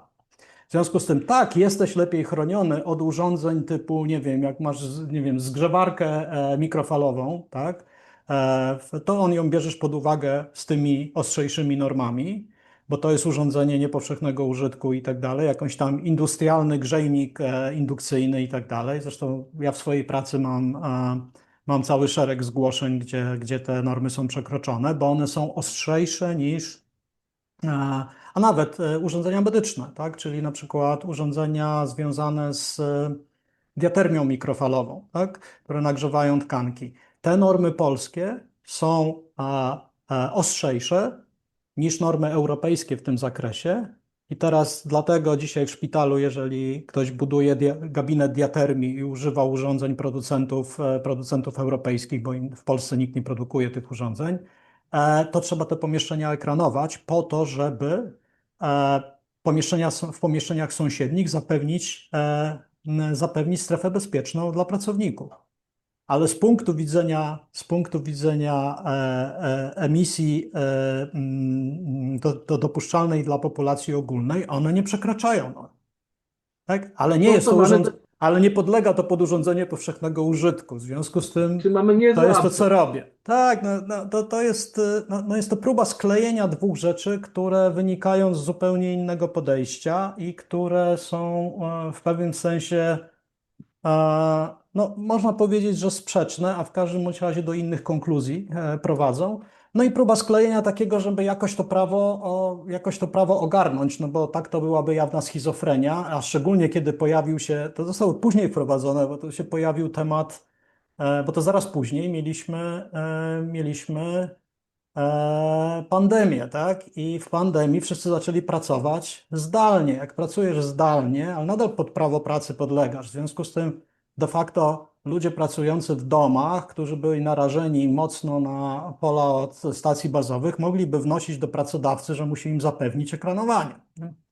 Ja już tutaj A, pominę badania, które wykazywały, że promieniowaniem elektromagnetycznym można wywołać efekty występujące przy COVID-zie. I to ja nie mówię ja, tylko ja mówię, że są takie badania, co było też mocno Znaczy ja zbombardowane. nie widziałem czegoś takiego, co taką konkluzję mocną, o której ty mówisz, stawiało. Natomiast widziałem badania, które pokazywały, że efekty, mm, efekty przypisywane działaniu wirusa COVID-u są w wielu momentach nierozróżnialne od efektów jakby związanych z chociażby z EHS, czyli z nadwrażliwością elektromagnetyczną i To, pól elektromagnetycznych. To było jedno. A drugi nurt badań, który był też istotny, to ja właściwie to przyjmowałem bez zdziwienia żadnego, bo jeśli cofniemy się do tych badań, o których już dzisiaj mówiłem, czyli Dimitrisa Panagopoulosa nad dysfunkcjami w układzie immunologicznym, limfocytów wywołanymi przez telefon, 3G i tak dalej, czyli że krótko mówiąc, twój układ immunologiczny, kiedy rozmawiasz przez telefon, dostaje bardzo dużego obciążenia i stresu, z którego później się będzie musiał odbudować, czyli staje się dysfunkcyjny. No to no, nie trudno osobie myślącej zadać pytanie, no to zaraz, no może my dzisiaj po prostu funkcjonując w tym promieniowaniu cały czas, mamy dysfunkcyjne układy immunologiczne, nie dlatego, że jest taki wirus, tylko dlatego, że nasza reakcja na ten wirus jest dysfunkcyjna ze względu na obciążenie elektromagnetyczne, tak? I przynajmniej warto zadać sobie takie pytanie i taką hipotezę zbadać, tak? Bo to było do zbadania. Wystarczyłoby wziąć ludzi w środowisku bez pól elektromagnetycznych albo przy bardzo niskich, albo załóżmy funkcjonujących w ekranowanym środowisku, to się da zrobić i porównać jakby zapadalność czy aktywność wirusa, czy zapadalność na COVID z osobami, które są mocno eksponowane, tak? I na jakiejś większej próbce to zrobić. No i przynajmniej mielibyśmy kierunek, czy to w ogóle taka hipoteza ma potwierdzenie, czy nie.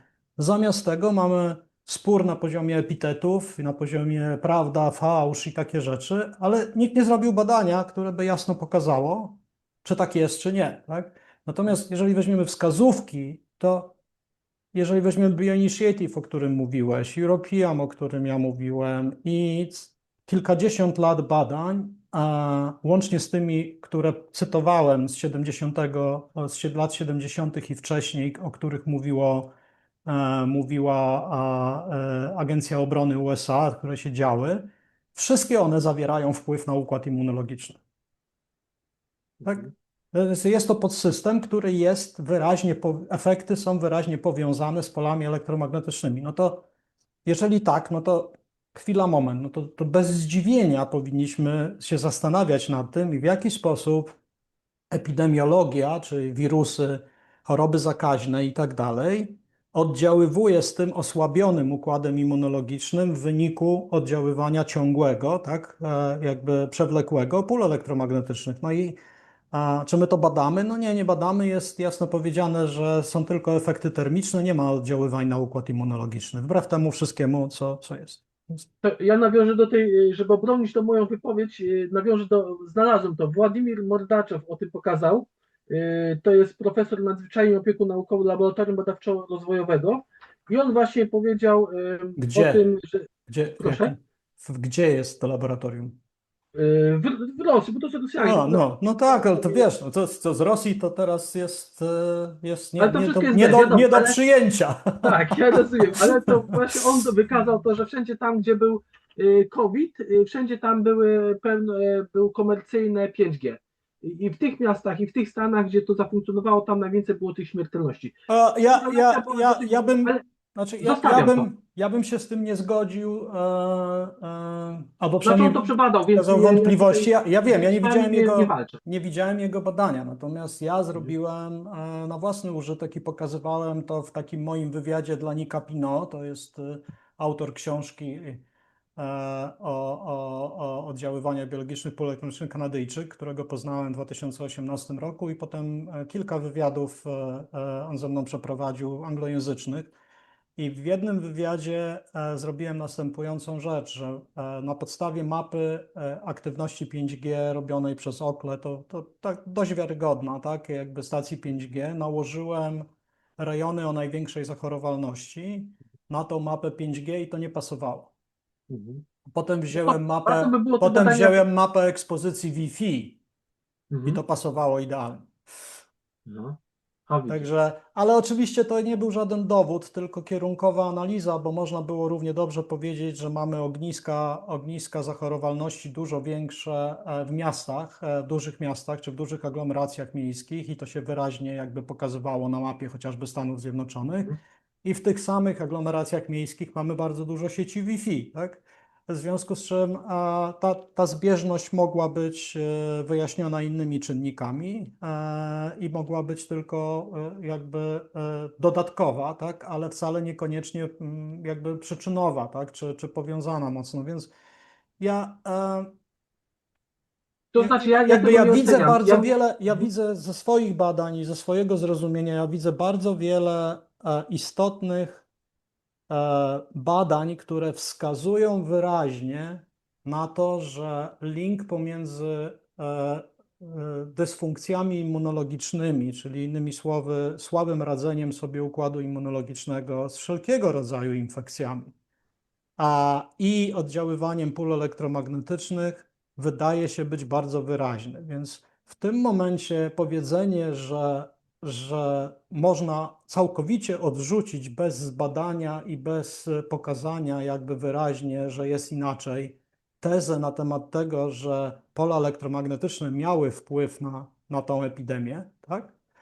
No jest po prostu nieracjonalny, tak? Jest kompletnie nieuzasadniony naukowo, więc jakby się zgadzam. Natomiast nie byłbym tak szybki, żeby z tego na przykład testu, który ja zrobiłem, który pokazałem, ale nie nazywałem go dowodem, tylko pokazałem, że są również inne wytłumaczenia tego. Natomiast jest to ciekawa korelacja, bo naprawdę jak się to pokazywało graficznie, gdzieś to mam jeszcze w swoich materiałach dawnych, no to ta korelacja była bardzo, To bardzo, bardzo zachęcam również wyraźna. do tej, jakby do tej pracy Władimira Mordaczowa. Ja nie oceniałem tego pod kątem metodologicznym, bo co innego miałem na celu, żeby wykazać, że Mhm. takie badania też są. Są, Natomiast, oczywiście. natomiast chciałem jeszcze wrócić do jednego tematu, do tych norm. Oczywiście ten temat łączności bezprzewodowej jest tak obszerny, że dzisiaj rzucamy tylko na razie takimi hasłami, a później będziemy już się, mam nadzieję, tak No, na pewno no, ograniczać do staramy pewnych się na razie go zarysować, tak? Ja tematów, choćby myślę. mierników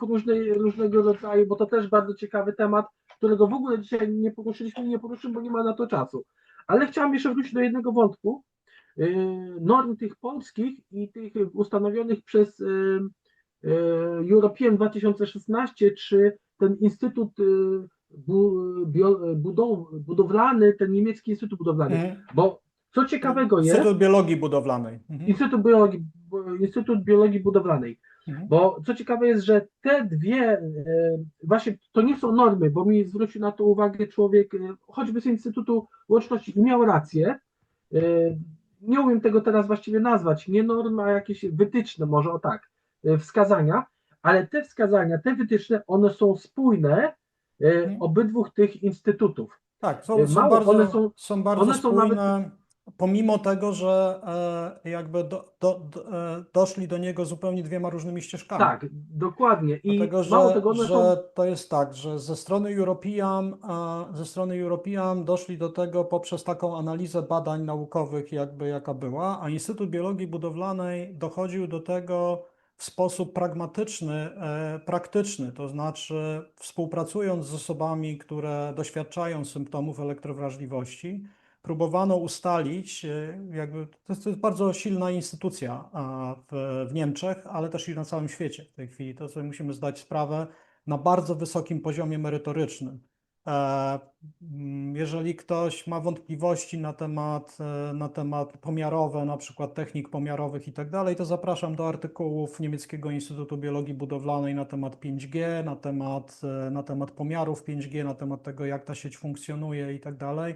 Tam jest naprawdę grono wybitnych inżynierów pól elektromagnetycznych, które zajmuje się tym zagadnieniem z punktu widzenia biologicznego. I jakby Instytut Łączności chciał z nimi się skonfrontować, to ja bym bardzo chętnie taką konfrontację zobaczył z przyjemnością, tak? Ja, Ale to tylko mówię, że takie rzeczy istnieją, ale nie istnieją w naszym kraju, bo Instytut Biologii Budowlanej ma szansę się utrzymywać tam, gdzie są ludzie, którzy są w stanie płacić za tego rodzaju naukę i rzeczy i tak dalej, bo to jest organizacja niezwiązana z żadnym biznesem, oni się bardzo mocno różnicują, niezależna, ale utrzymująca się ze szkoleń ludzi w pomiarach, w tym w jaki sposób podnosić te całej biologii budowlanej, całemu zakresowi tego, plus jakby z wydawania raportów i innych rzeczy, które są kupowane, tak? I ona ma członków, którzy płacą abonamenty i z tego się utrzymują. W Polsce ja nawet chciałem jakby zrobić sobie pewne uprawnienia Instytutu Biologii Budowlanej, ale nigdy w życiu bym tego nie odzyskał w Polsce z rynku. Tak? To jest jakby, po pierwsze nie jest w ogóle rozpoznawalny, bo to nikt nie wie, co to jest. Po drugie, nikt nie jest w stanie rozpoznać kompetencji tego, tak? Jest dyskredytowany łatwo przez chociażby Instytut Łączności czy cokolwiek takiego, chociaż tak jak mówię, no, wystarczy popatrzeć. Nie tylko czytałem te rzeczy i tak je oceniam, ale miałem kontakt z kilkoma z tych inżynierów w różnych zagadnieniach i tak dalej. No i to, no, i miałem kontakt też z Instytutem Łączności na wielu gremiach, więc mam możliwość oceny kompetencji merytorycznych, tak? Więc porównanie wypada dla Instytutu Łączności dosyć blado. I bardzo chętnie bym zobaczył debatę pomiędzy tymi dwoma osobami. Za taką debatę może warto by było wydać unijne pieniądze, żeby ją społeczeństwu pokazać, tak? A nie wydawać te pieniądze na to, żeby opowiadać, pisać białe księgi i opowiadać te rzeczy, które no, jakby wypunktowałem chociażby w ekspertyzie, tak? Mega ustawa 5G, która jest dostępna, więc można przeczytać. Więc no tak, no Instytut Biologii Budowlanej doszedł do tych norm jakby eksperymentalnie, pracując z osobami wrażliwymi i kierując się bardzo dobrą techniką i metodyką pomiarową. Tak? Siedziba Instytutu jest w Rosenheim w Niemczech. Rosenheim to jest Bawaria. Ci ludzie są wyposażeni w sprzęt pomiarowy Rohde & Schwarz z Monachium. To jest światowy potentat, jeśli chodzi o urządzenia pomiarowe. Chyba najbardziej znana firma na świecie, najwyższa półka. Tak? I oni są w kontakcie z inżynierami Rohde & Schwarz i tak dalej, i tak dalej. No to nie są żadni hochsztaplerzy, to nie są ludzie posługujący się jakimiś ten sprzęt, którym oni się posługują i kontakt, który mają z Rohde & Schwarz i tak dalej, zdecydowanie przerasta to wszystko, co w Polsce jest używane, tak? I ten poziom. W związku z tym no jakby czasami myślę sobie, no o czym my tu rozmawiamy, tak? Jakby, ale my o tym wszystkim nie wiemy, to jest dla nas No wszystko ale tak, no druga czarna strona jakby magia rozmawia z pozycji siły. i tak, jest po prostu jakby próba przekonywania na rympał takimi argumentami, które dla każdej osoby, która przyłoży się i merytorycznie spróbuje sprawę rozpatrzyć, no, są poniżej jakby krytyki jakby sensownej, albo takie, które są no, mocno, nazwijmy je, tendencyjne, tak? Czyli pokazują jakąś jedną stronę rzeczywistości i w tym sensie są prawdziwe, bo nie popełniają tam jakichś czyli nie mówią jawnie nieprawdy czy niezgodności z faktami, tylko że nie pokazują, że na tą samą rzeczywistość można jeszcze spojrzeć z innych perspektyw i Są wycinają te z apologetami rzeczywistości. No pewnego, ale pewnego no spojrzenia. to typowa metoda marketingu i PR-u biznesowego, tak? Tak się robi te rzeczy, więc to nie jest nic nowego. Gorzej, jeśli ktoś nie jest w stanie tego zidentyfikować, że jest to marketing i PR, tak? I lobbying, tylko myśli, że jest to rząd, który go chroni, tak? Przed czymś albo cokolwiek takiego. Pawle, osiągnęliśmy czas 2 godziny. Dziękuję Ci bardzo za rozmowę. Mam nadzieję, że to jest początek naszych długich dyskusji i spotkań. Ja również. Czekamy na Państwa zapytania, pytania do tutaj naszego, musimy wymyślić jakiś wytrych dla słowa ekspert, znawcy tematu, który poświęcił temu tematowi nie To tylko już wyedukowane, blisko 2 wykształcone w tym dekady kierunku, życia. ale poświęcił życie. Szmat życia i mało zainteresowania, mało pracy, której cały czas w tej przestrzeni się obracasz, to jest to Twoim zainteresowaniem, więc masz naprawdę mnóstwo wiedzy, merytorycznej wiedzy, którą mam nadzieję od Ciebie wyciągnę krok po kroku, choćby Nie po ma to, sprawy. żeby odkłamywać, pokazywać tą prawdę, również być może moje jakieś niedociągnięcia, do których się z chęcią przyznam. Ja może tutaj powiem taką Myślę, że anegdotę, że wszyscy się uczymy, tak? Chodzi o to, żebyśmy to rozumienie budowali, a nie żebyśmy odtrąbiali, że już wszystko wiemy i że znamy prawdę ostateczną, bo to jest dokładnie to, co robi druga strona. Ja Tak? może powiem tutaj właśnie anegdotę ze swojego życia. Ja kiedyś postawiłem 7 hipotez z mojej pracy naukowej i jedna okazała się nieprawdą. Sam sobie udowodniłem, że moja hipoteza była fałszywa. Ale czy dzisiaj mam taki problem trochę etyczno-moralny, że ludzie boją się przyznać do tego, że nie mieli racji. A ten świat nauki, ta wizja Karla Poppera powinna nam pokazywać, że to, że ktoś nam pokazał, że nasza hipoteza, czy sami sobie potrafimy udowodnić poprzez badanie, no nie każdy jest naukowcem, ale gdzieś może uzyskać tą wiedzę. Wiesz, to jest Ty ważny jesteś takim problem. naszym, To jest ty ważny jesteś problem, naszym który tutaj poruszasz. człowiekiem, który nas będzie Mhm. naprowadzał na właściwą ścieżkę, mam nadzieję, żeby te nasze błędne i nie bać się tego, że zmienię zdanie, myliłem się, popełniłem No, błąd. my to możemy zrobić, Janusz, i będziemy robić, dlatego że takie jest nasze podejście. Natomiast to, czego dotknęłeś w tym momencie, pozwolę sobie jeszcze przedłużyć chwilę, ale to jest strasznie ważne. To, czego dotknęłeś, wygląda zupełnie inaczej z perspektywy politycznej, tak? Z No mamy politykę, perspektywy mamy polityki i finanse. tak dalej, bo teraz, jeżeli mamy tą całą ścieżkę jakby zmian zaczynającą się, przeprowadzonych przez Instytut Łączności, zaczynającą się od mega ustawy, tak, i delegacji, zmiany przepisów, zmiany limitów dopuszczalnych ekspozycji ludności w taki sposób, o którym sobie tutaj mówiliśmy, a oczywiście ta ścieżka się zaczęła dużo wcześniej, tak jak powiedziałem, tak? No to teraz jest pytanie, jak oni mają wyjść, nawet jeśli by mieli takie wewnętrzne, osobiste przekonanie, jak mają teraz wyjść i powiedzieć, myliliśmy się. Okay? Tym bardziej, że poszły też brzydkie słowa przy okazji, Poszło bo ja z bardzo nimi wiele rozmawiałem. rzeczy, już nie mówiąc ile różnych, wiesz, autorytetów na tym zbudowano bądź zniszczono, tak, jakby w obie strony przy tym wszystkim, ale pewne rzeczy zaszły i to były rzeczy nietrywialne i istotne, tak, i wpływające potencjalnie na zdrowie całego społeczeństwa, tak. I teraz to nie jest takie proste dla tych ludzi i to jestem w stanie jakby zrozumieć, chociaż oczywiście nie poprzeć, tak? Ale zrozumieć, że jeżeli uczę się czegoś nowego i nagle moja perspektywa się zmieniła, no to jest to szalenie trudne dla nich, nie tylko osobiście, ale też i z powodu różnych powiązań, czy uwikłań, czy innych rzeczy, tak, które są.